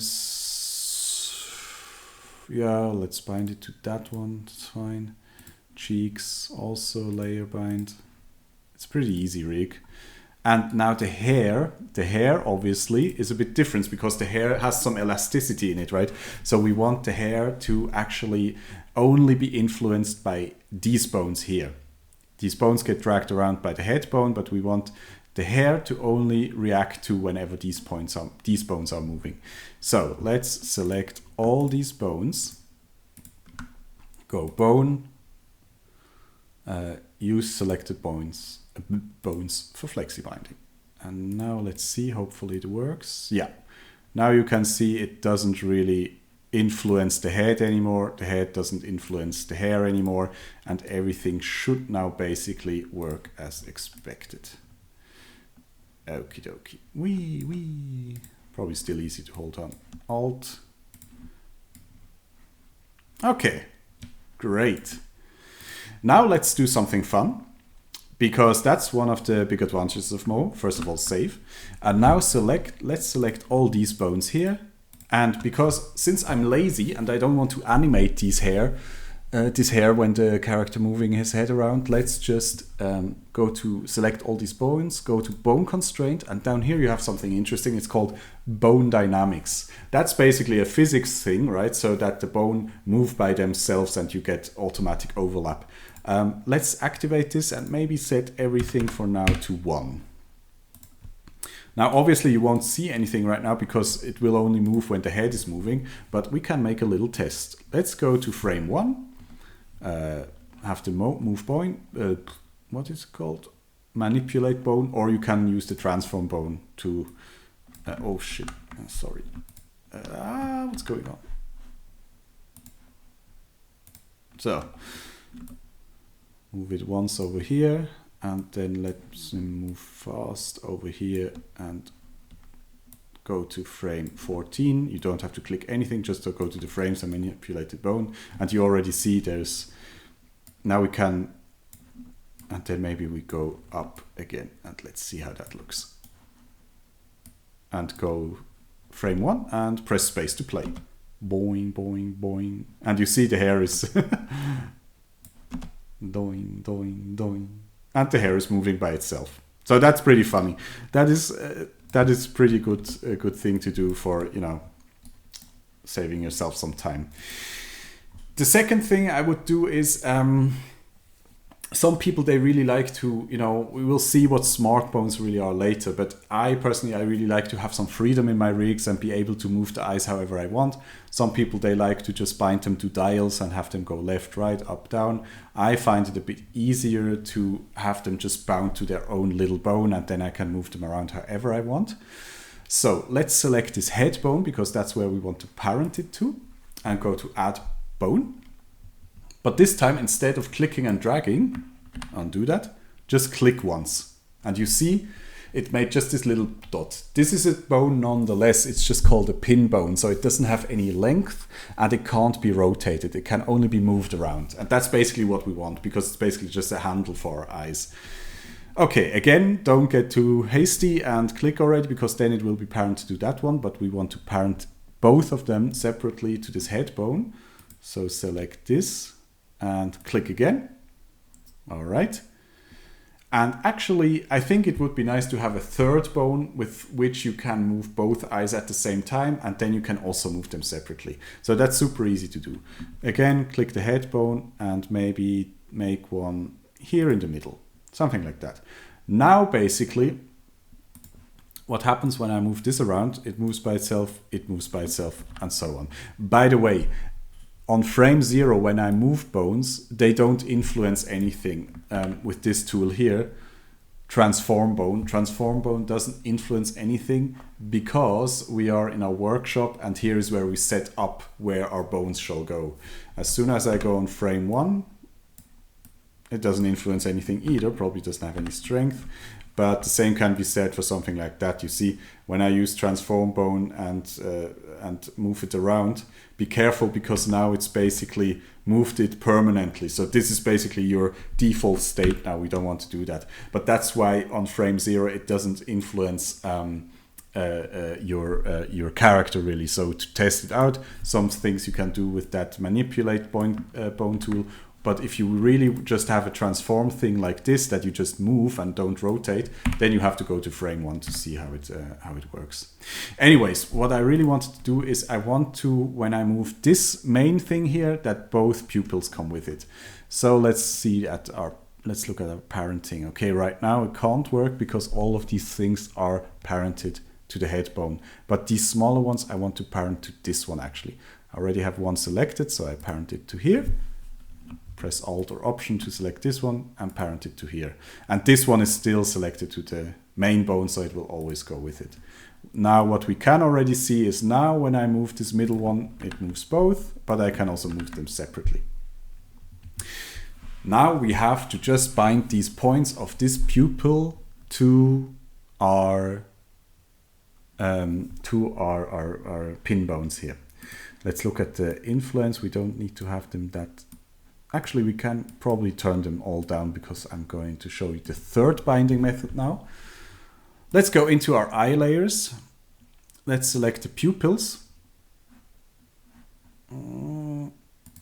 Okay, yeah. The problem right now is, at the moment, this whole group layer is layer bound to this bone, which means I cannot bind anything anymore, because already the whole layers are bound there. But now we want to get a bit more intricate and bind individual points, which means we have to go back to our bind layer on our eyes level and just click anywhere to unbind it. And now we have to go in and just make sure, everything is bound. We have to bind these things individually, basically. So the pupils, again, since they are on the same layer, you can also make them on separate layer, then you can layer bind them again. But this time I can also just do something called point binding. And that's over here now. Bind points, this one. Okay, so with Alt, I select the bone I want to have bound. And then I select with either the lasso or the rectangle, the points I want to bind to that bone. And then I go up here, bind points. And you see the points now get the same color as your pin bone has. Same thing here, select the bone, select the points, bind points. And now probably if I go on frame 1 and I use my transform, yeah, you see, now it works. Great. That's fantastic. Now I just have to make sure that since I can't bind the whole group anymore to a layer because I want to do something else in there, I just have to go in there to the other 2 layers and bind them separately. So eyelids, do layer binding, bind it to the main bone, eye white, do layer binding, bind it to the main bone. So, done. All right. Whew. That is pretty complicated probably for the first time, but it will make more sense. You see now though, it works pretty much. It's already, you have a bit of character in it. Okay, next thing we will learn about Smartbones. And Smartbones have 2 functions. The one is to correct stuff, like for example, if I at the moment pull this guy over, you can see it gets really crazy and we definitely don't want this to happen. And the other thing is, for example, I could go in and, every time just, animate these eyelids going down by hand and going up again, but that gets tedious with time, So we can add a smart bone to just add a little bit of a blink, and we will also add a smart bone to open and close the mouth, and one to do a little bit of a head turn. So, yeah, I think best we start with the correction bones, because those are easiest. If you don't have it open already, let's go to Window, Actions. It could be that it's docked with you over here. I like to undock it. If you forgot how to do that, that's docking, and then just remove the check mark with Actions. So I have them separately here. Now, actions basically just they're like Photoshop actions, like you record something that's happening and you want something to happen during what's happening. That was the best explanation ever. Let me just show you what it does. Okay, make sure you are on your bone layer. That's important. Now we know we want this shape to be corrected whenever this bone here is moving, so it doesn't distort so weirdly. Okay, let's select this bone, and now go here and press on this new action name, and you can already tell your name here should be the name of the bone. Every bone has a name. You can also change these names. I won't do it for this tutorial, but sometimes it definitely makes sense. Right now this is B2, so this is the action name. We click OK, and something has happened down here. Right now you are no longer on the mainline animation layer. You are basically inside the action of this bone layer, and this bone layer now can become its own animation that will always be added to the animation that you do outside of that. Let me show you. Take your playhead, go on frame 69, I usually go, which is 4 seconds, and now take your transform bone, press Alt, and oh dear, sorry, press oh no, it does that. Forget about Alt here, you don't need to press Alt, just rotate it over here. All right, so now we have already an animation of him rotating over here. Now how do we want this guy to look at as soon as he's rotated over here?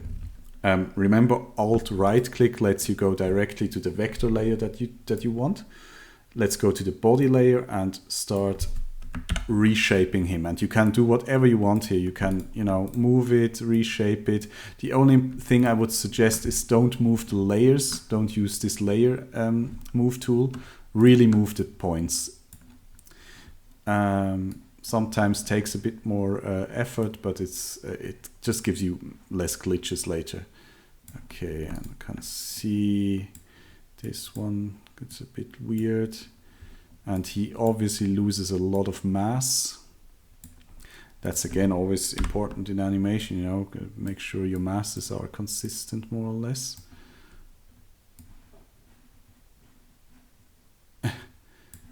This one is a bit weird.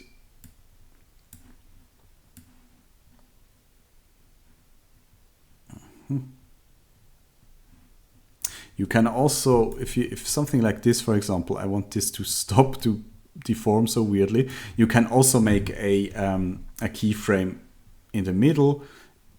Just make sure that the end position is really solid. But if you have during the transformation some weirdness, you can also really try to,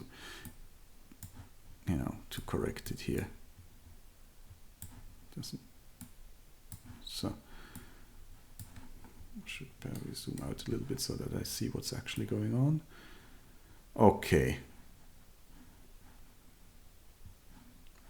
So what we now basically tell Moho is every time this guy bends down like this, add this animation that we're doing here to his bending. So meaning correct these shapes that they look like this.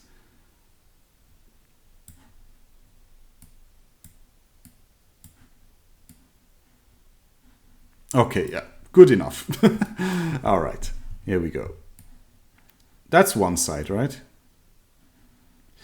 Now let's click on mainline again in the action windows. And now we're outside again in our main timeline. All right, so we have one side done. So what about the other side? Okay, super easy. Just one thing to remember. Again, don't be too hasty and click now new action, because you see when you see something like this action 2 or whatever, then you know it won't work, because it's important that you are on the bone layer. This correct bone is selected, and then you can press new. And now it should say something like B22. Okay, Zack, opens again. And this is, by the way, why it was important to have linear interpolation, because you have to imagine if you now go and animate your character and you have it on smooth interpolation, and it already has a smoothly interpolated correction thing here going, and it adds to that, then you basically get 2 times the easing, if that makes sense. Probably not, but just trust me on this. Okay, let's turn this guy on this side and do exactly the same thing. Alt click, Alt right click, and on frame 0, just, it's less of a problem in this side, it seems. And you can always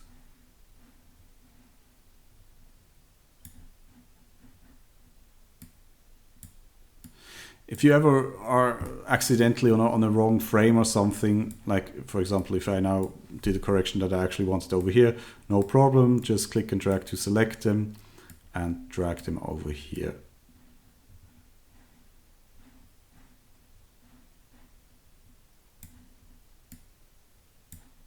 Okay, yeah, that's fine.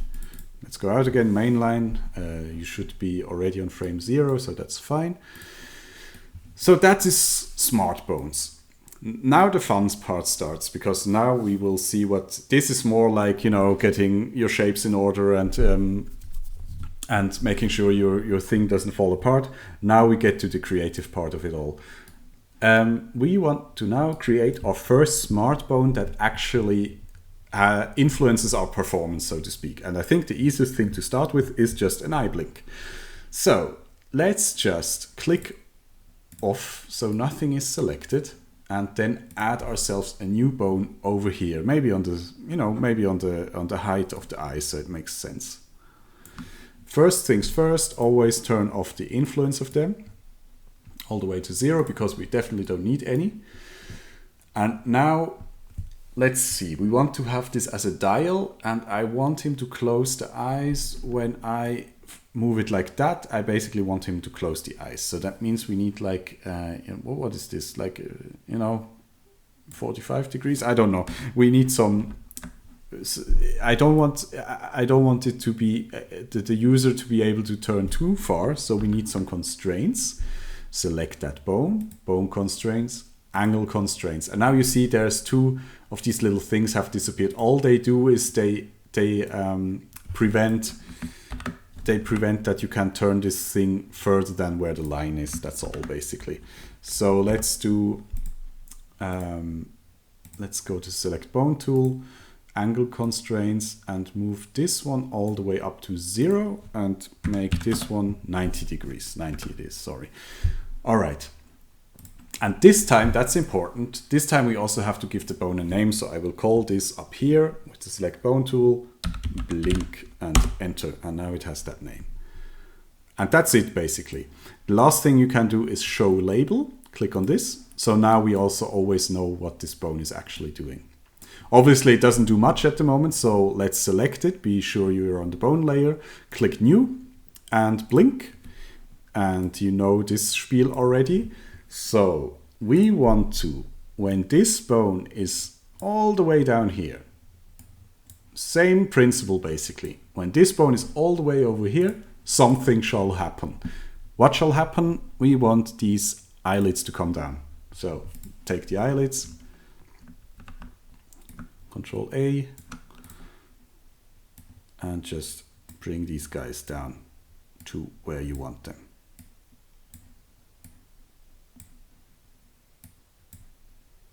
That's it.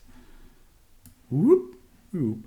Now a nice little tip for you is, I always like to so it doesn't look too computery, to maybe offset one a little bit. Maybe one is closed faster than the other or something. So let's maybe take this one, and down here already first little timeline snippet.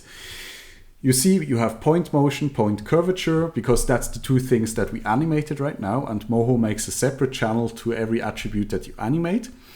Now red means that's for the points that we selected right now, and gray means that's just all the points that were animated in general. So since I have now selected all the points of the right, his left eyebrow, actually this should be a little bit higher up here, that's the one that I want to offset. So I just select the red thing that I see here and move that over here.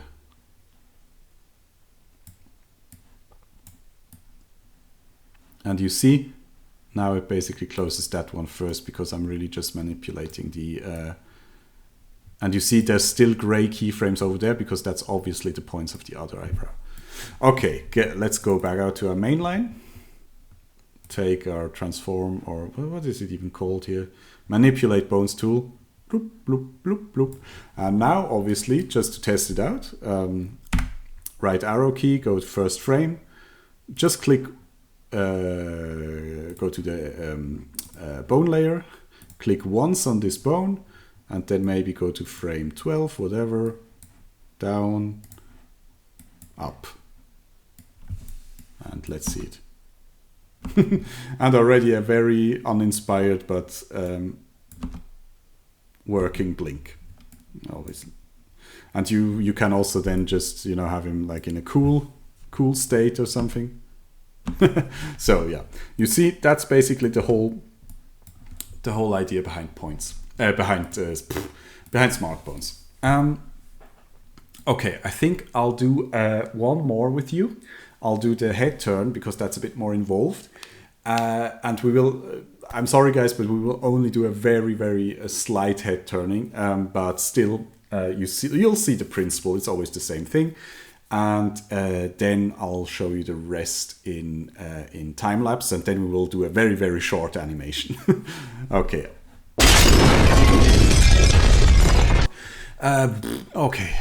Where were we? Let's do something with the mouth. Actually, no, let's do the head turn. Let's do the difficult thing first. So let's make a new bone, turn down the strength, and then probably I'll just turn it to the right a little bit. Let's put it, I think like that, because it's not going to turn all the way to profile. Sorry guys, but that's just how it is for now. And we'll make something like this. Just a simple little, just to give it a little bit of dimensionality, and call this head turn and turn on show label. And here's our smart bone. New action, head turn. Second 4.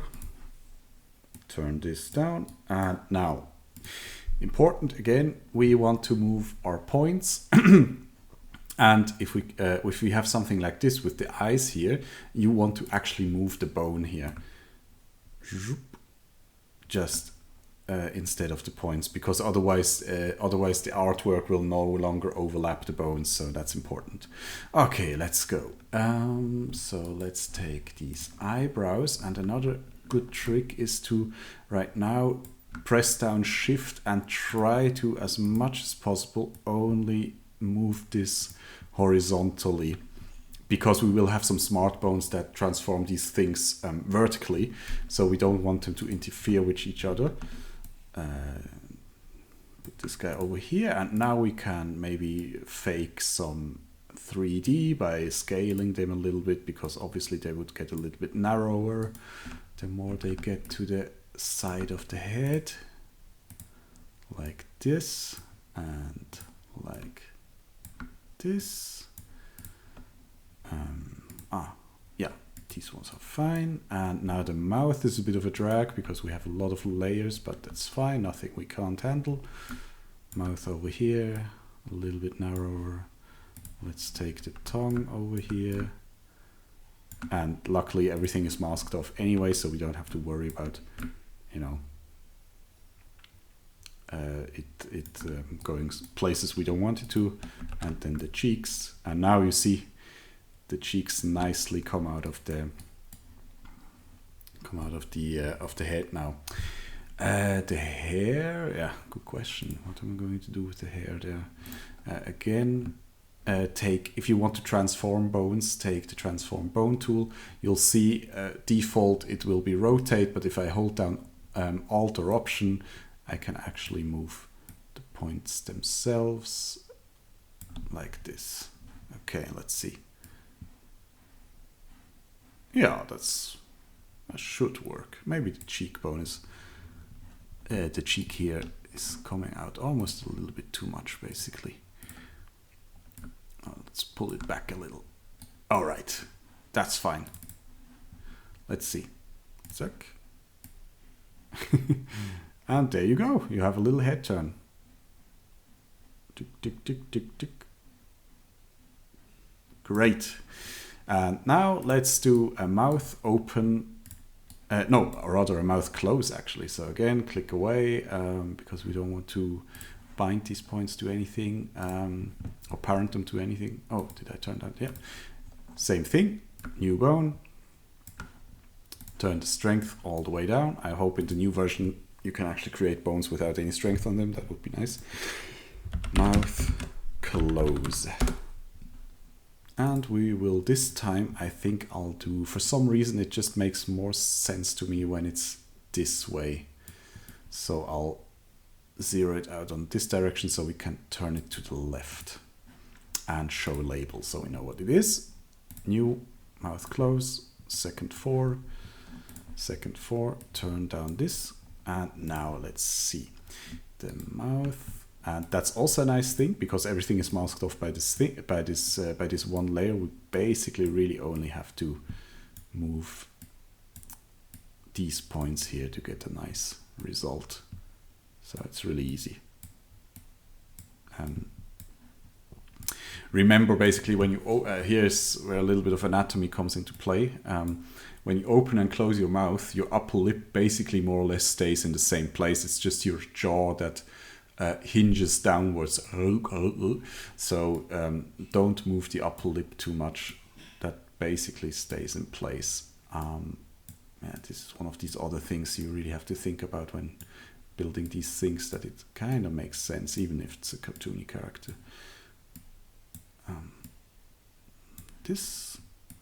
This, and obviously we have to adjust all these curvatures here. Sometimes it's too curved, sometimes not enough, but that seems to work, and I think we can maybe bring down the cheeks. Again, shift so it only moves vertically this time. And let's see. You, whoop, whoop, whoop. Okay, that's fine.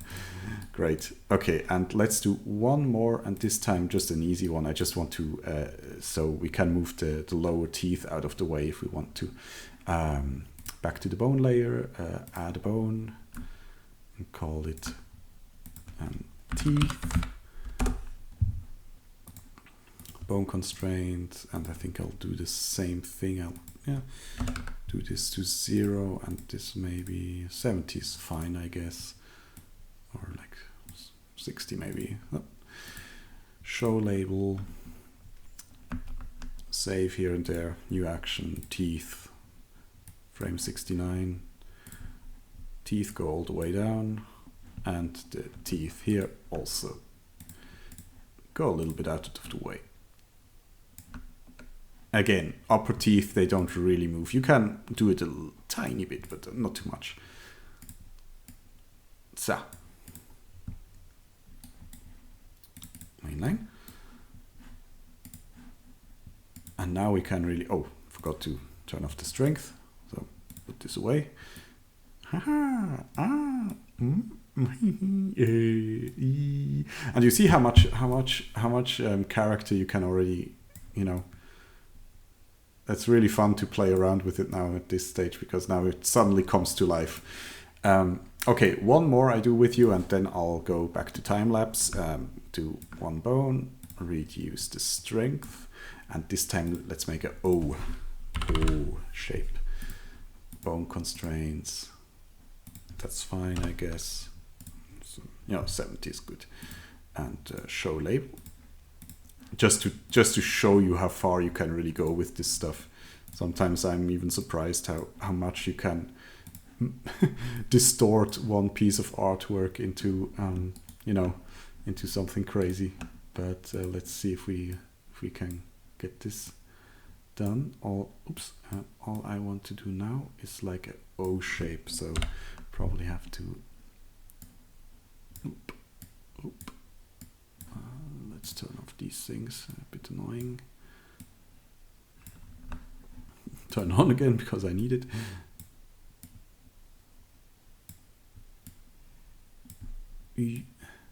So you see now it gets a little bit tricky with all these points, but we can do it. Ooh, ooh, ooh.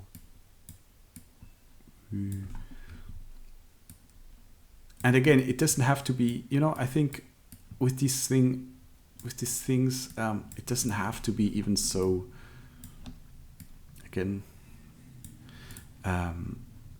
just so static, you know. I mean, this guy is a character, right? So you can, you can, you know, make it a bit offset. It doesn't have to be in the middle all the time or something. You know, it doesn't have to be so stiff.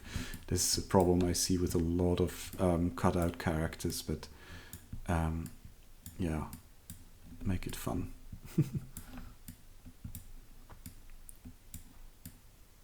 Ooh. Ooh. Yeah, here we have a problem. This probably shouldn't go down here, so we go like in the middle frame and make sure just that it takes a path that doesn't look too weird. Okay, yeah, that could work. Mainline, bone layer. So let's get the teeth out of the way. Ha. Ooh.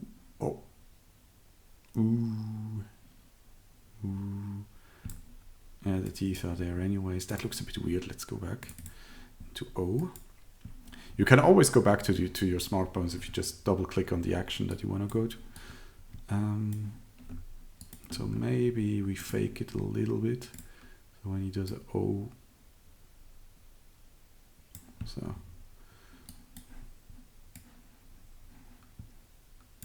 Okay, that looks kind of funny. Oh, I almost forgot the cheeks. Cheeks obviously should now be like here, maybe.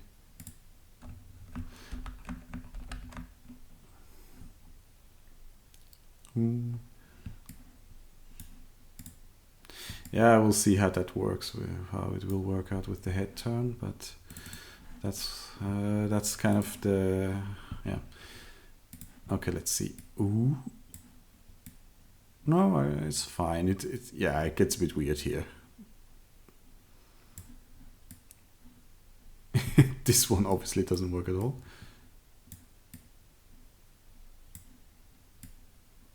But still, to an extent, you can mix and match, and then you see what. If you start mixing all these bones, you know. Ah, look, the blinkers is kind of. Didn't I? I didn't. You see, I didn't move the eyelids in the head turn, so we have to fix that. But you can see as you mix and match these Smartbones, you can get really already a lot out of it. So let's just take these and move them over here, so that when I turn my head, and then blink. Yeah, now it works. All right, so I think I'm gonna add one more to the eyebrows, and I'll see you in just a second. I forgot something really cool, because we want to give this guy a little bit of squash and stretch, right?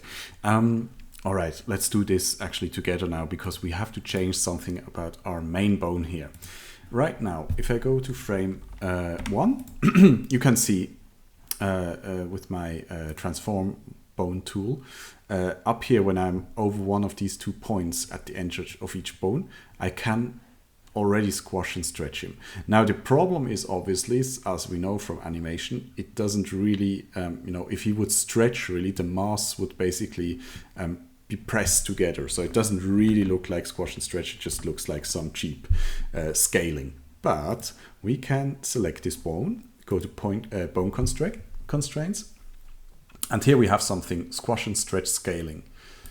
You can activate that and maybe set it to, I usually set it to 1.5, that's more than enough. And now if I go to frame 1, select this one, whoop, you can see it actually does some real squash and stretch. So I usually also bind this to a Smartbone action, because it's just easier that way, so I don't have to go in and try to grab that bone and everything. So let's make one big one over here, down with the thing. Oh, I forgot to put this one down too.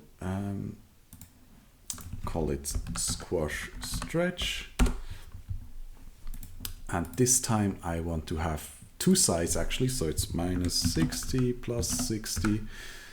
And then I'm on my show label and make a new action, squash stretch. So let's go to frame second 4 all the way over here. And now super easy, just this is stretching, so we just stretch it up a bit. Back to main line and select this bone again and make a second action for the other direction. Frame second 4. Turn it to the left and scale, not rotate, scale this guy down. So here we have a stretch, a squash. And now if I'm here, you can see I can very easily pull all this stuff together, blinks and so on. Yeah, wonderful. Okay, so I think that's enough now for rigging. I think I'll this gives you a good idea of how to really, start something. And it's basically, that's the basic process, obviously it can get much more complicated than this. But I think for your first project, this is more than enough. So now let's do a really small and quick animation. And for this, I already prepared something. If I go here on my layers panel and choose add an image, you can see it opens my file window and I can import a little image. And I prepared some thumbnails here, which is always a good idea because, animation is all about planning. Let me put this outside of the camera view. And this is basically what I want to do.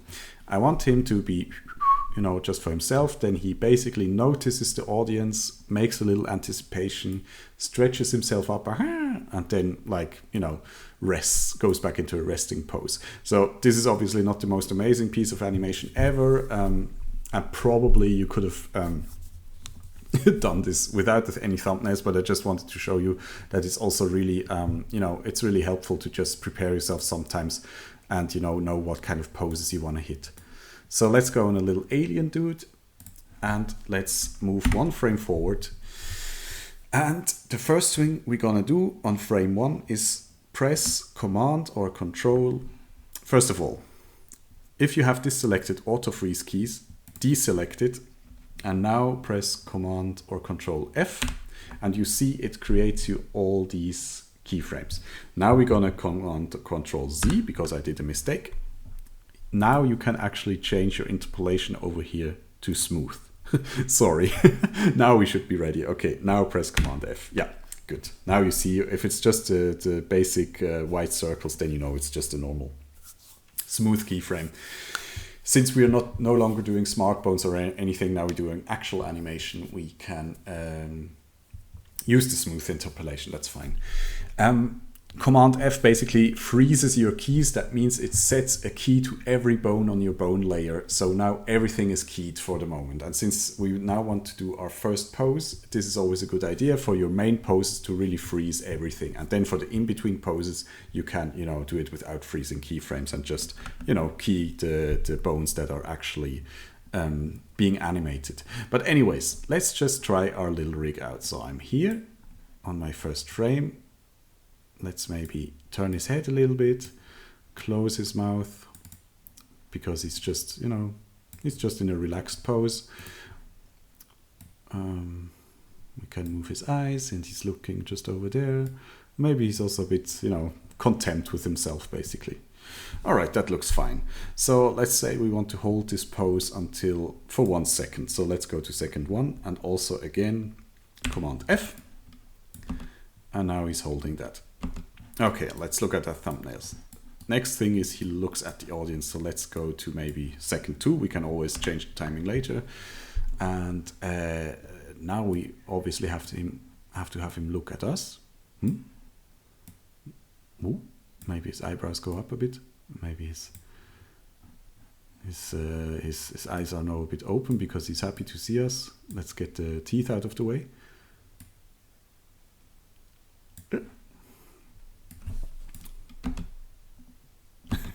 And as you can see, that's now really slow. So we can definitely take these keyframes, move them a bit over here. Actually, okay, as you can see on your timeline, you have these little lines here. These basically indicate to you which frames are on 2s, so every 2 frame is marked, and which are on 1s. So whenever you're on a line, you know you are on 2s, and when you're not on a line, you know you are on 1s. That just means that you can hold every frame for every frame basically for 2 frames, so you are at 12 frames per second. That just gives it a little bit less of this computery vibe. So I will try to keep my keys on these lines so that it doesn't jitter around later. Oop. Okay, nice. That's our second key pose. Let's make an Command F here because we want to hold it until there. And then our next key pose is like a little anticipation. So that means we want him to bend down. Maybe his mouth is probably closed. His head is probably turned this direction. His eyebrows all the way down, and he has his eyes closed, and we can stretch him a little bit. And we Command F that too. And Command F it maybe over here a bit, so he has a hold. And then we have his happy pose. He goes back here, stretch him out, open his eyes, make sure he looks at us, and now his mouth is wide open. Aha! Can even look more at us. All right, Command F, so we key everything. Let's see. So that looks obviously very, very robotic at the moment. I think the hold down here, so I'll just select these, and the hold when he bends down can be shorter as well.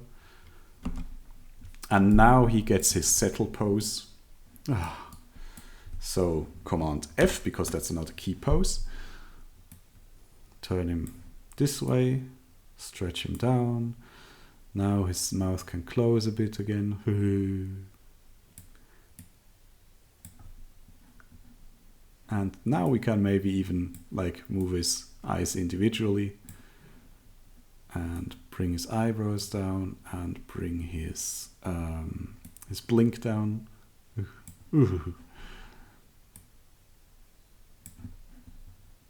Well, let's make sure. And the stretch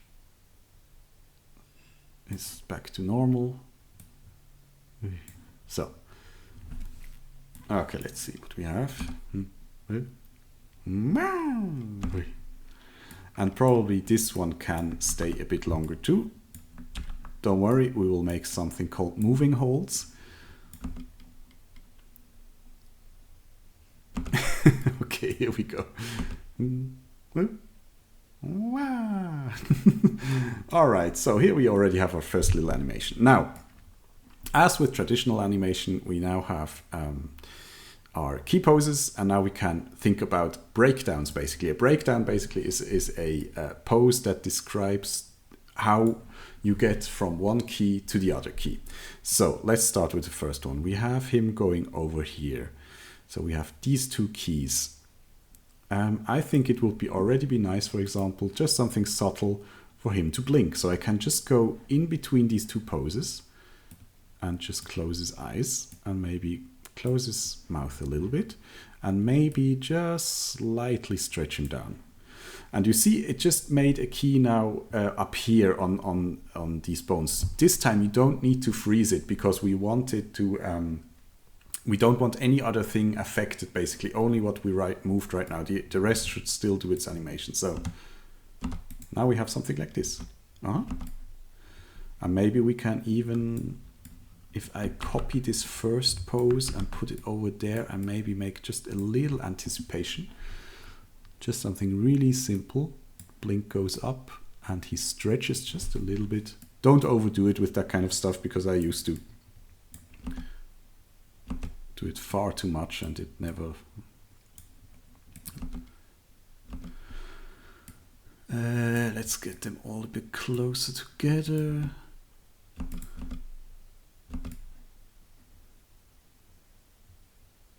Okay, I think I want his eyes to be closed sooner, so I just select the blinking bone, and now I can see in my red channels, those are only the bones I selected, so I take this one and move it forward.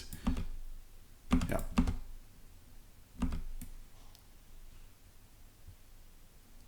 And therefore we could have his mouth maybe opening a little bit longer. So I select the mouth bone. I can see, okay, here are my keys for this pose. So I move it a little bit forward. You see, and already it doesn't look so it looks a bit more alive. I mean, obviously it's not super great, but yeah, definitely better than just, you know, pose, pose, pose. Okay, so here we definitely need an anticipation probably. So let's do... As he moves down, so anticipation would be a little stretch. He can have blink. We can put his eyebrows down and his mouth closed. And let's see. Oh, and obviously we have to move these ones, this one a little bit here. Oh, wait, what did I do now? Okay, this is this end pose.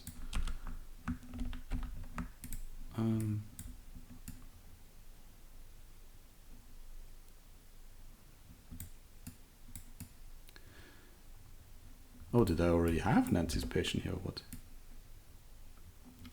Ah, okay. All right, then let's key it, maybe do a Control F here. Yeah, that's fine. Sorry, just go before, just make another Command F, I guess, because, you know, we moved individual parts now. It's really not so easy for me to make a tutorial about animation because a lot of it really I make up on the go. So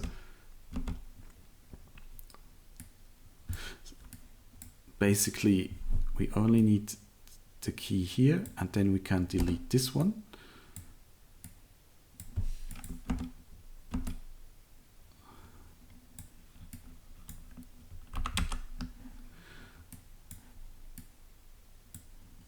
Command F here.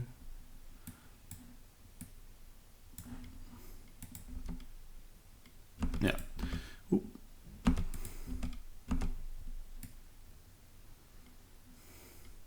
Maybe he turns a bit back too. Okay, so now we have him bending down and we want him to stay down there a little bit because he's, you know, he's gathering strength to come back up, right? So now this little, we have this key pose down here 2 times. Command F, because this one we now want to change a little bit. So we just make it slightly more extreme. And maybe we put his eyebrows down like that. Let's see. You see now he doesn't completely stay still. He just does this moving hold here quite a bit slower. Maybe we can have him bend a little bit more.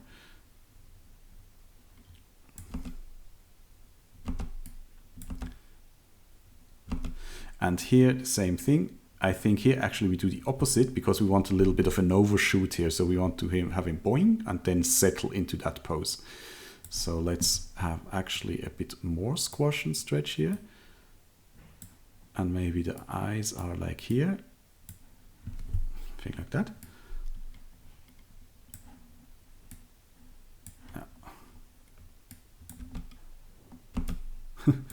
Yeah. And maybe this settle we can make a bit longer, like that. And probably this one we can also, this key pose here, I will take these frames, copy and paste them, because I want to have a little bit of a linger here in this pose, but just, you know, make it slightly, have him slightly relax, but slowly.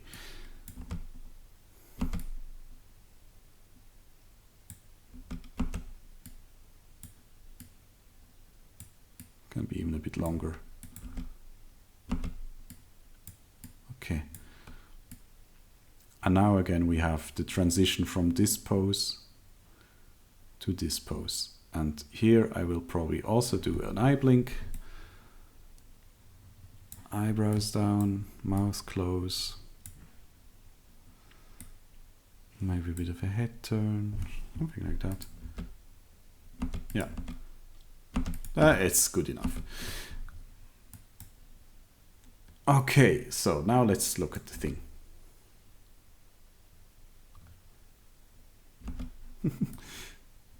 I guess this one we could probably linger a bit more. So let's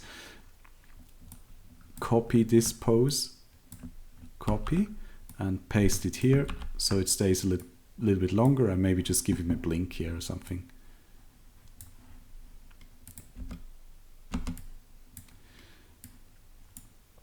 Blink here, and since we want to, and then it goes back, blink goes back to here, and then we copy and paste the frame again here.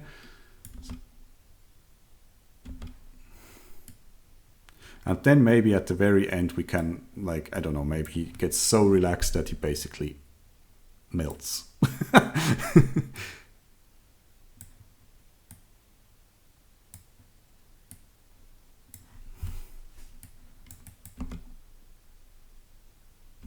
Okay.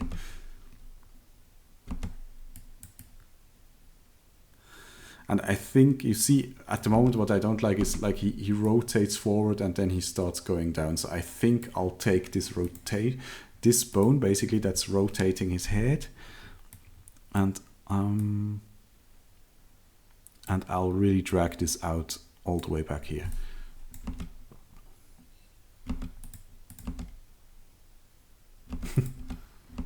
Maybe a little bit before that. And I think I want him to be even more drowsy. So let's pull the blink more down. And let's pull these eyes down.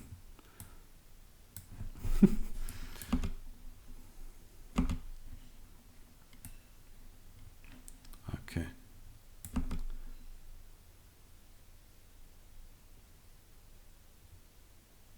All right, so that's basically it, right? It's really, again, basically the same process as with frame by frame. You have your keys, you make in-betweens, you refine them. I mean, I could really fiddle around with this forever, but this tutorial is probably already like 10 hours long, so I won't. But you see how much fun it is and how quickly you can get a character going. Yeah, that's really great. Anyways, it's really fun to do. Now, one last thing I would suggest, maybe if you want, that's just my personal preference, but if I go up here, say animation,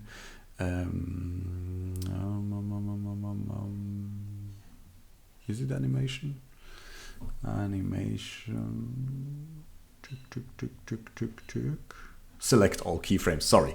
Here, animation, select all keyframes. Now I have everything selected. I right click on one, interval, and set it to 2. That's just so, as you can see, it now plays back a little bit more choppy. I think with this fast thing here, for example, here I would select them though and set it to 1. So the fast actions are on 1 and the slow actions are on 2, which is much more reminiscent of traditional animation and just, in my opinion, looks a bit more charming if it's not so super smooth, you know. And you see his hair goes crazy and everything, so it works. All right, so I hope you had fun with this, and let's get back to the presentation.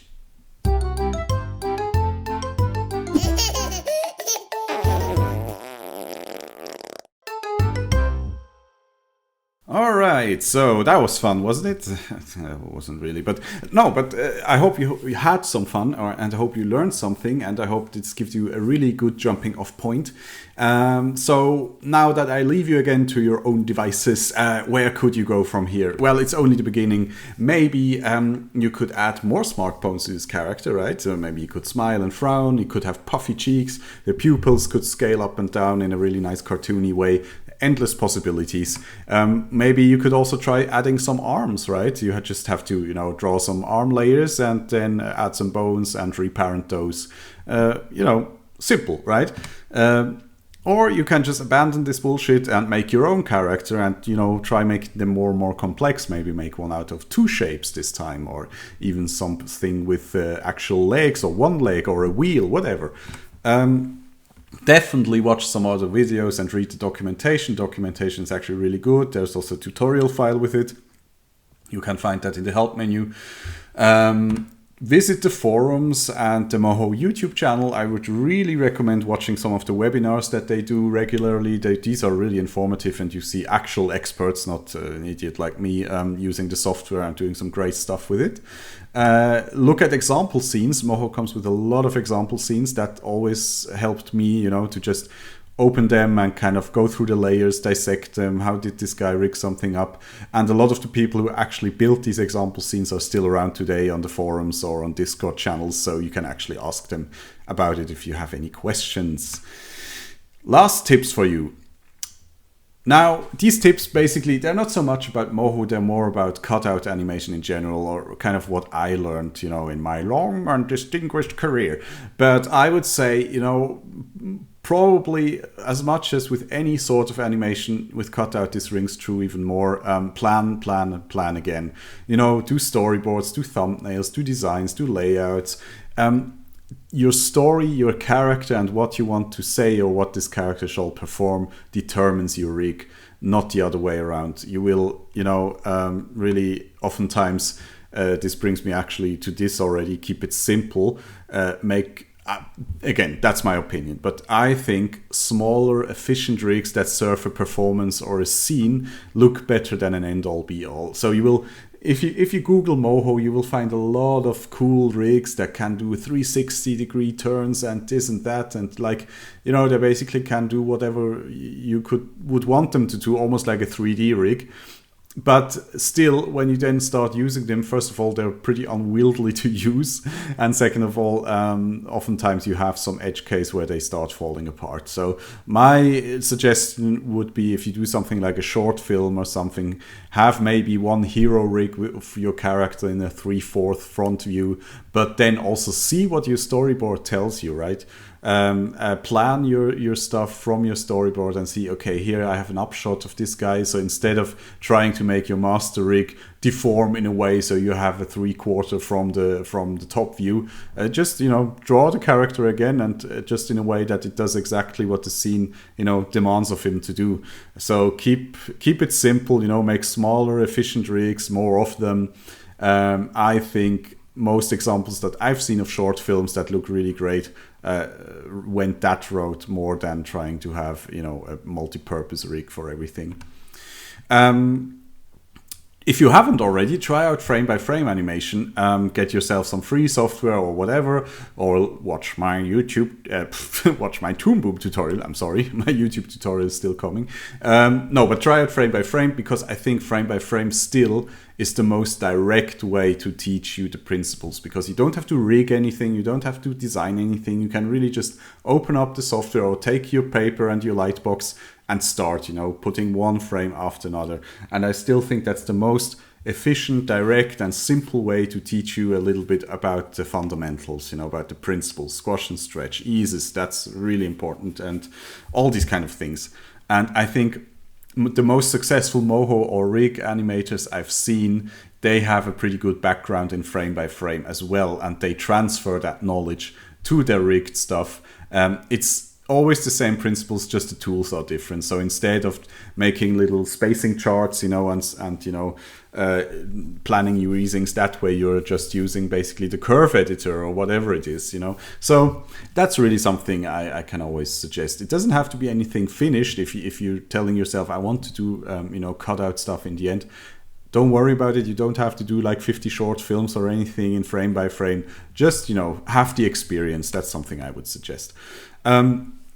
Now, this is a little bit, maybe people would disagree with me here, but after working in both frame by frame and cutout and seeing a lot of stuff, looking at a lot of stuff, personally, I think they are two different techniques. And they're both the same medium, which is animation, but the technique is different, right?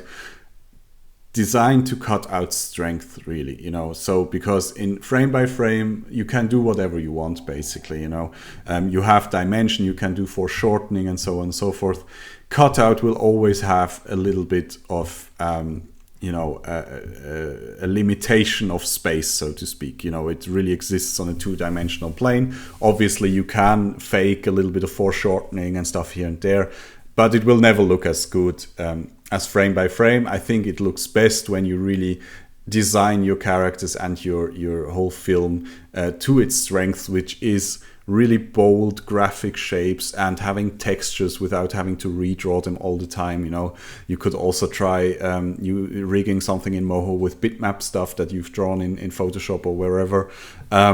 Maybe look a little bit past Disney and anime, and maybe look a little bit at stuff like mid-century modern design movements or Bauhaus or Memphis, cartoons from the 1950s and 60s, and other cutout stuff, of course, that you can find online. And you will see that it's a really, really great style. Also looking at graphic design in general, I think is pretty helpful, just to understand shapes. Think more and more in shapes, less and less in volumes, basically. That's basically my biggest tip, I would say, because it will save you a lot of frustration and your stuff will look more genuine.